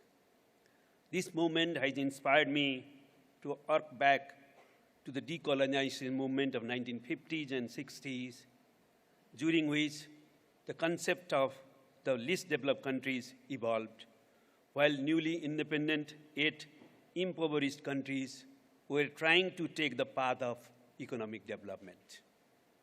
Subsequently, in 1971, the United Nations General Assembly recognized the least developed countries as a group. LDCs were in need of special support measures for their development, as they were unable to break vicious cycle of underdevelopment, not only because of their own structural problems, but also because of systematic problem of global economy. Since then, LDCs are fighting an epic battle against poverty, hunger, disease, illiteracy, and so many maladies of underdevelopment in collaboration with development partners, including UN agencies. Some progress has been made in the last 50 years, yet the LDCs are still the poorest and weakest segment of the global community. Only 6 countries have been graduated from the category so far. The pace of transformation is unacceptable. It is a common responsibility of the global community. Currently, 46 LDCs host 50% of the world's poor. They account for 14% of the world population, but only about 1.3% of the global GDP and less than 1% of global trade. In 2019, they accounted for less than 4% of world's total greenhouse gas emissions. Yet over the last 50 years, 69% of worldwide deaths caused by climate-related disasters occurred in LDCs. In this age of digital revolutions, barely 1/5 of the population in LDCs has access to the internet. Mr. President, these are some bitter facts which reveal inherent inequality and injustice in the global system. And these facts are sufficient enough to remind us that our efforts in the past were acutely insufficient. Our efforts through a 10-year dedicated program of action have not liberated the people of LDCs from the tyranny of poverty and deprivation. However, lamentation will take us nowhere. Together we must take actions. In this critical juncture of history, we must move forward by building a new generation of partnerships for progress. Precisely, Doha Program of Action is the basis for new generation partnership. Mr. President, our road ahead is formidable in the face of complex and urgent problems. We have to rebuild our economies from the ravage of COVID-19 pandemic. We have to implement Doha Program of Action in tandem with Agenda 2030. We have to achieve net zero emission by 2050. Building stronger partnership is essential. On the backdrop of these massive development challenges, let me put forth some of my thoughts. First, solidarity is the key. We expect concrete and substantial support from our development partners in the spirit of shared responsibility and mutual accountability. We need to deliver results. Effective implementation of the Doha Program of Action is the test for LDCs, development partners, and the United Nations system. Second, LDCs are the battleground for Agenda 2030. We must win this battle by putting LDCs on the forefront of development agenda with adequate resources. Third, structural transformation through building productive capacity and resilient infrastructure, trade diversification, and connective LDCs to regional and global value chains is critical to ensure sustainable development in LDCs. Fourth, LDCs are in need of climate finance and technology in a substantial scale. The unmade promise of $100 billion a year in the climate finance must be realized with priority, giving particular attention to LDCs. The recently agreed Loss and Damage Fund marks a new dawn for climate justice. This must be implemented in good faith. Fifth, there should be comprehensive reform of the global economic and financial system, including Bretton Woods institutions, making sure the voice and representation of LDCs. The present global financial system is only amplifying systematic inequalities by rewarding the rich and punishing the poor countries. We must make the system that rewards the poorest first. In addition, an enhanced level of support from the international community in the form of ODA, FDI, aid for trade and technology transfer is equally important. Sixth, we need to ensure incentive-based international support measures for graduating and graduated LDCs, including support for their smooth transition to make their graduation sustainable and irreversible. To conclude, Mr. President, LDCs cannot afford another lost decade. We must turn the tide. Obviously, in partnership, we can turn the tide. Let us solemnly commit ourselves at this historic 50th anniversary to build a new generation of partnership to enable all LDCs for early graduation so that they would be able to provide decent life for their people. LDCs cannot be a permanent status. Let us make the LDCs thing of the past sooner than later. As a graduating LDC and upcoming chair of the LDC Coordination Bureau, Nepal remains committed to engaging constructively in realizing our collective aspiration. Thank you.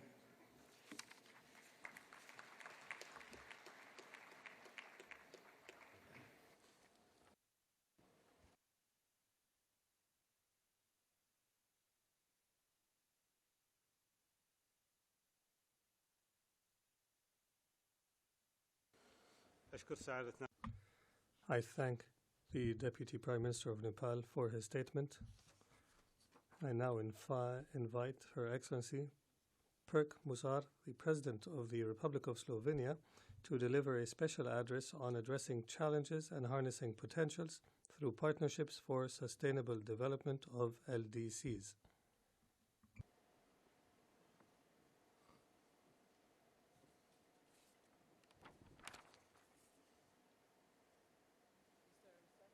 General, Madam High Representative and Secretary General of the 5th UN Conference on LDCs, Excellencies, ladies and gentlemen.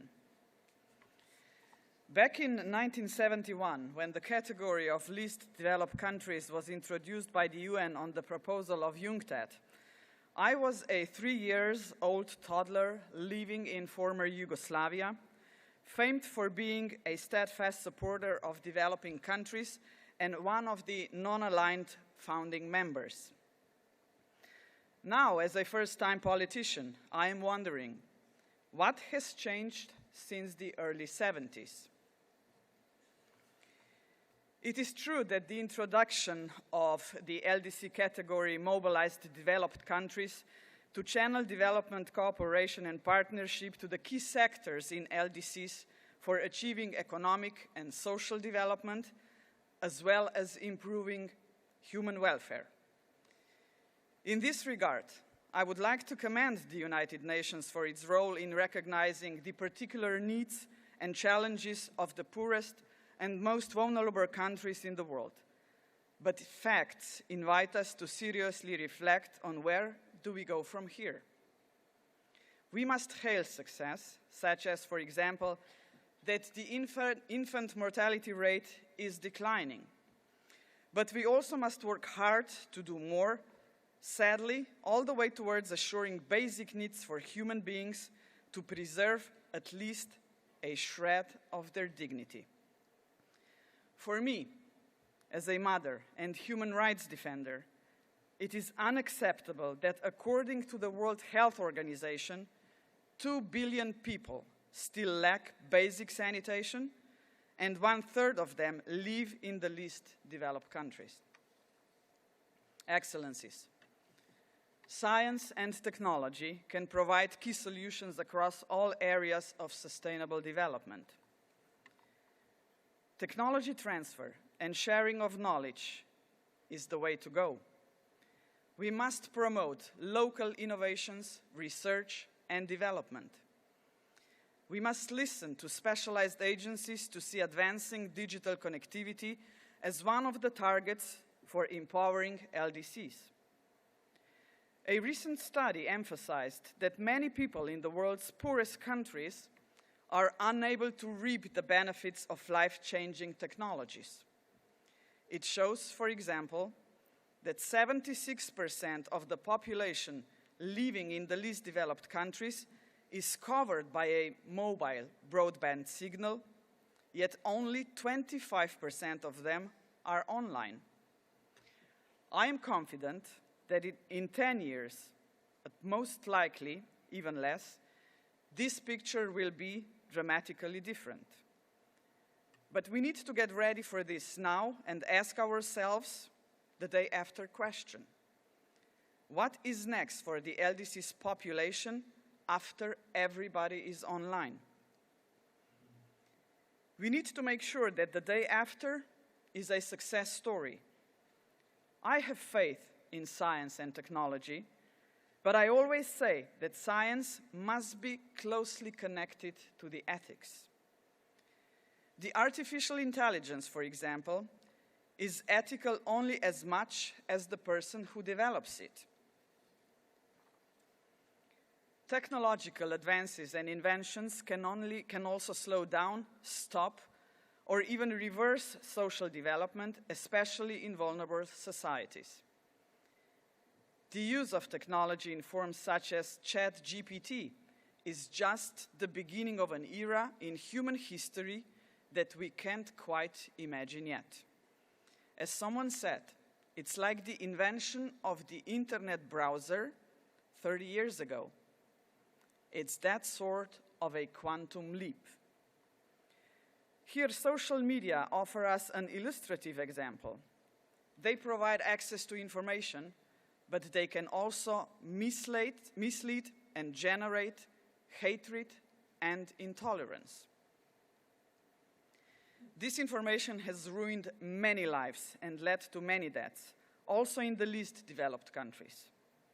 I cannot imagine sustainable development goals being pursued without close attention to opportunities and threats that social media bring with it. Partnership in the digital era will be important to sustain both economic and political stability around the world. I firmly stand by the Doha Plan of Action and its call for an increase of financing from all sources to support the development of domestic digital, data, and artificial intelligence infrastructure. At the same time, we must establish a political environment that will be vigilant and maintain a critical discourse when reflecting on risk brought by scientific and technological achievements. The European Union does pioneering work in this regard. It adopts legislation that is copied all around the world. But this is not enough. Working with the youth, in particular, will be crucial and very important. Partnership with teachers at all levels of education will be indispensable. Civil society, private sector, NGOs must be involved too. Inclusiveness and transparency are the key to avoiding the misuse of modern technological achievements. Dear Excellencies, I am fully aware that we cannot address challenges and make good use of potentials through partnerships and sustainable development of LCDs if we are not able to deal with current global crisis in a world of deepening inequalities. LDCs must be empowered to deal with global problems. Empowerment is closely connected with the needed reform of the international financial system. It should not further penalize those most disadvantaged with an accumulation of debts and exorbitant interest rates. It will entail the transfer of technology and know-how in critical social areas such as development, public goods, and climate action. In other words, I fully agree that we need to focus on today's priorities related to the perils of underdevelopment and climate change. At the same time, I venture to say that it is the responsibility of us, leaders and opinion makers, to be prepared not only for the present, but also for the future. 20 years ago, I would have probably concluded this address by saying, I know this is a tall order to ask for such action. Today, times are different. We definitely need to act now. The Doha Plan of Action sets ambitious targets and commitments for the forthcoming decade, and most importantly, sends a strong message. We cannot be satisfied with formal commitments. We need to deliver. The developed world must take its fair share of this burden. I'm certain that deliberations at the conference will prove useful in transforming the commitments into action, also by forming new partnerships for the future, and in this way, materialize our joint responsibility to least developed countries, and yes, for the entire humanity. Thank you very much for your attention.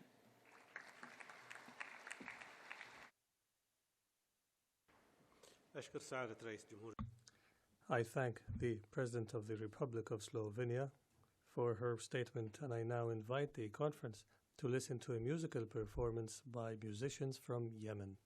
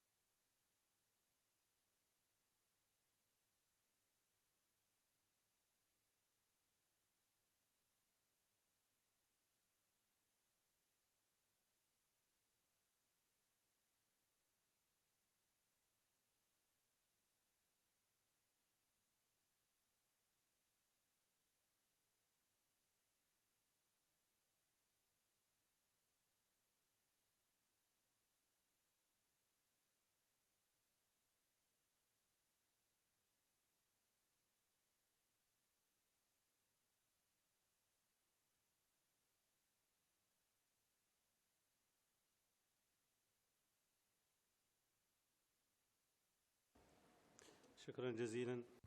Thank you very much. I now invite Her Excellency Buthaina bint Ali Al Jabr Al Nuaimi, Minister of Education of Qatar, to deliver a statement on education at the heart of LDC's progress. أصحاب السعادة السيدات والسادة السلام عليكم ورحمة الله. Excellencies, ladies and gentlemen, Assalamu alaikum. May the peace of God be with you. I'm delighted to welcome you to Qatar. And at the outset, I wish to thank Madam Rabah Fatima, Under Secretary General, and the high-level representatives of the LDCs, SIDS, and landlocked developing states. Thank you very much for this invitation to participate in this commemoration of the 50th anniversary of the establishment of the LDCs group. Ladies and gentlemen, we are at a time in which the international situation has changed a lot since 50 years ago when the LDCs were created. Challenges are growing and are more complex and diverse. Without a doubt, the COVID-19 pandemic, as well as the climate crisis and current conflicts, have been a huge burden for LDCs. These are a huge challenge that threatens their progress to economic and social development in those countries. It's a very difficult period. However, these changes represent a critical moment to achieve the desired change and to bolster the development and resilience capacities of LDCs. This commemoration, as well as the UN LDC 5 conference, is an opportunity. The conference began its work this morning, and it's an opportunity to shed light on the partnerships and the investments required in order to accelerate sustainable development in LDCs. Ladies and gentlemen, we cannot have new momentum without education being a priority, because this is an essential element in order to achieve sustainable development. We are delighted to see the Doha Programme of Action. This is an ambitious programme for LDCs, with particular attention to ensuring that everyone may access equitable, quality, comprehensive education. For Qatar, the protection of this right is a priority. This is achieved by way of international rescue and development programs, and Qatar, thanks to this, has been able to change the lives of millions of children the world over, including in LDCs.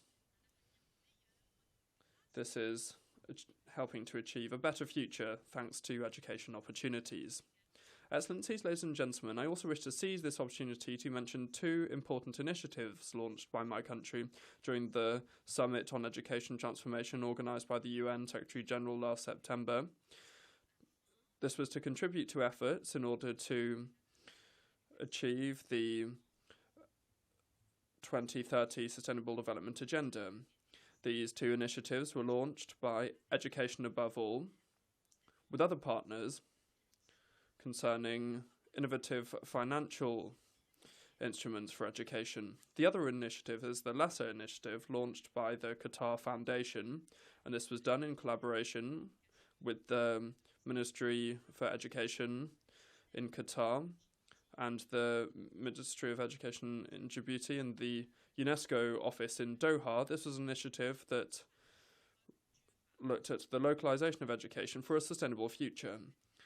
Excellencies, ladies and gentlemen, today we are commemorating this anniversary, and it's necessary to insist on the essential role of education in order to bring about radical changes, the changes that we require in LDCs. And in order to achieve this objective, it is necessary to promote innovative investments whilst at the same time giving priority to education and establishing support and cooperation. We welcome the efforts made to make this commemoration a success, and we do hope that this conference will be a springboard to sustainable development. Thank you very much. May the peace of God be with you. شكرا سعادة وزير التربية والتعليم العالي على بيانها. I thank Her Excellency the Minister of Education, and I now invite the conference to view a musical performance from Nigeria.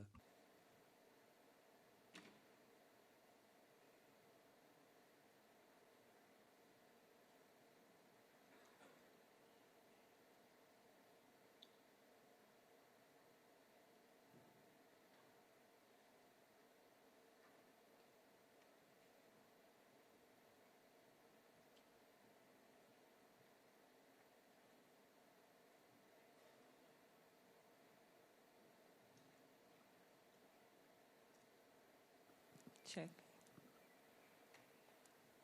Good morning, Your Excellencies, distinguished heads of state, distinguished ladies and gentlemen. My name is Sil. I'm a singer from Nigeria. I will be performing a song called Woman. This song celebrates women everywhere, women who are pushing through negativity and flipping the script towards a positive outcome. Enjoy, woman.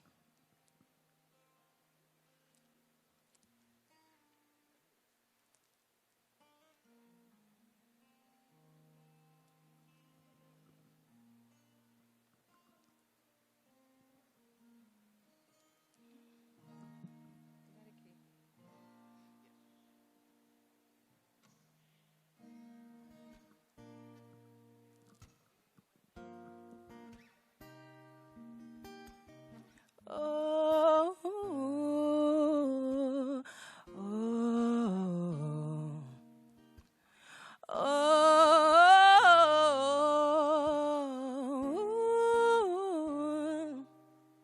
I'm powerful enough to fight every oppression. Nothing is stopping me. The world is now my stage. You say I'm just a woman. That's an advantage. I'm always at the top. I'm never giving up. There's more than just a room for me. More than you say I am. More than an afterthought. Oh, here we go, here we go. Here's to never letting go. Woman, you're a miracle. A mystery we would never know. Here we go, here we go. Here's to never letting go. Woman, you're a miracle. A mystery we could never know.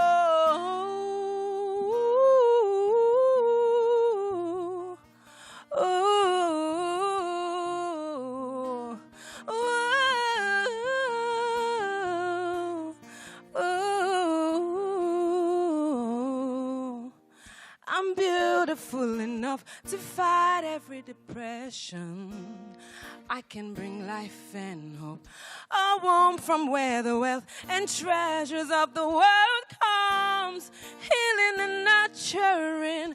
I'm always at the top. I'm never giving up. There's more than just a room for me. More than they say I am. More than an afterthought. Oh, here we go, here we go. Here's to never letting go. Woman, you're a miracle. A mystery we could never know. Here we go, here we go. Here's to never letting go. Woman, you're a miracle. A mystery we could never know. Here we go, here we go. It's to never letting go. Woman, you're a miracle. A mystery we could never know, never know, never know. Woman, you're a miracle.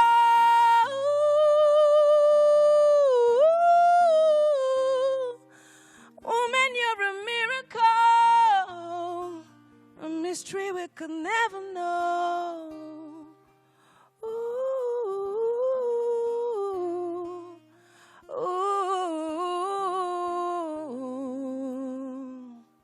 Thank you so much.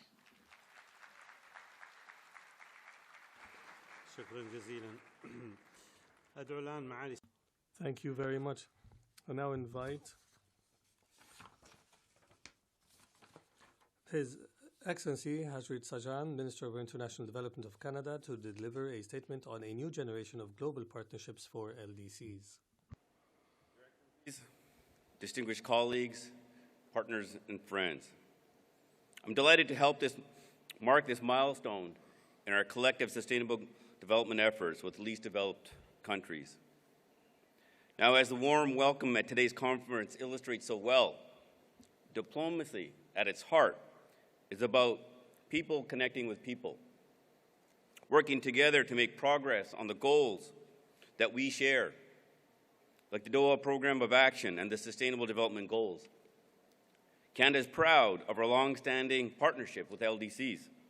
And in fact, 7 of Canada's top 10 development partners are LDCs. And last year alone, Canada invested $3.15 billion through bilateral and regional development programming in LDCs to reach the people who are the most vulnerable and make a real, lasting impact. Development partners must support LDCs. As we know all too well, the triple threat of COVID-19, conflict, and the climate crisis have made the last 3 years the hardest in decades. Crisis upon crisis, interconnected and spiraling, have left all of us mourning the loss of our hard-won progress. It is telling that only 4 countries have graduated from LDC status in the last decade. And in my recent travels to Bangladesh, South Sudan, and other LDCs, I've seen the immense challenges firsthand. But at the same time, I have felt the pride radiating from people who are rising to meet those challenges head-on. I have eaten food grown in community gardens that provide school meals for local children. I have listened to refugees and displaced people share their plans for the future, plans made possible by education, by gender-responsive care, and by opportunities for stable employment. And have walked among communities that have been devastated by climate emergencies. I've seen how they are collaborating and innovating to reduce disaster risks and better prepare for the next storm. And so, with these experiences fresh in my mind, I have a renewed sense of perspective about the theme of today's event. What does a next-generation partnership with LDCs look like? For Canada, I can say with confidence that we will prioritize working together as equals, tackling global challenges like food security, financing for development, global health, and climate action. These issues impact all of us in our interconnected world. Next-generation partnerships require active listening and learning, and a shift in a mindset toward locally led development. We must support and champion LDCs in building their own systems to create economic opportunities and development within their communities. And I can tell you, my key takeaway from time in LDCs is always of resiliency. I'm continually struck by the strength of the people that I meet, the strength in the face of extensive crises. Just last week in Bangladesh, I had the opportunity to walk through Cox's Bazar, to speak with the Rohingya people, to hear their stories, and they were moving, heartbreaking, yet inspiring.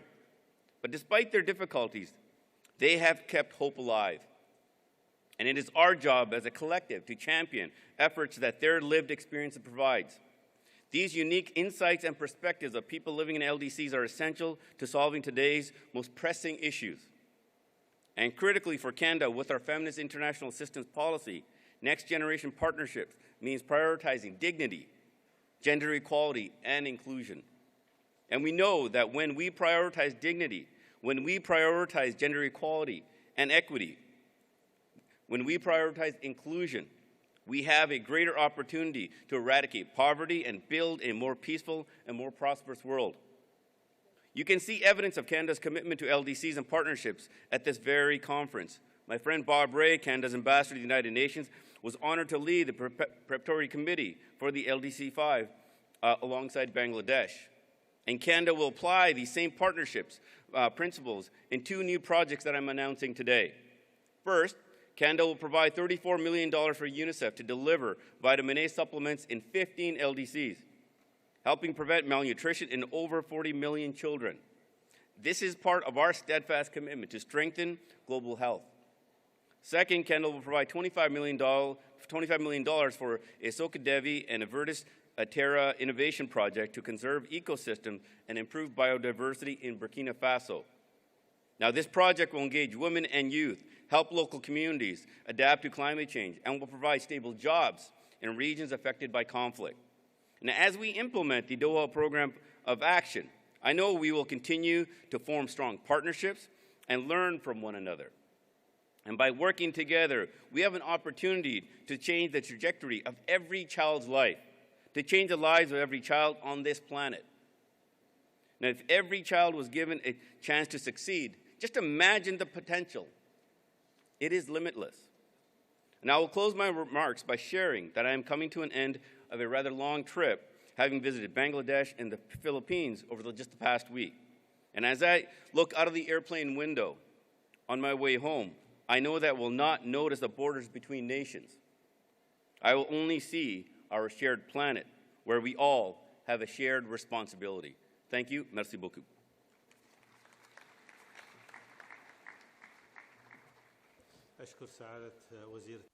I thank His Excellency, the Minister of International Development of Canada, for his statement. Your Excellencies, distinguished delegates, let me begin by thanking all participants for today's wonderful commemoration of the 50th anniversary of the establishment of the Group of Least Developed Countries. Before concluding, I would like to inform participants that there will be a cultural performance from the United Republic of Tanzania immediately following the adjournment of this segment. I would therefore invite participants to remain seated. The meeting is adjourned.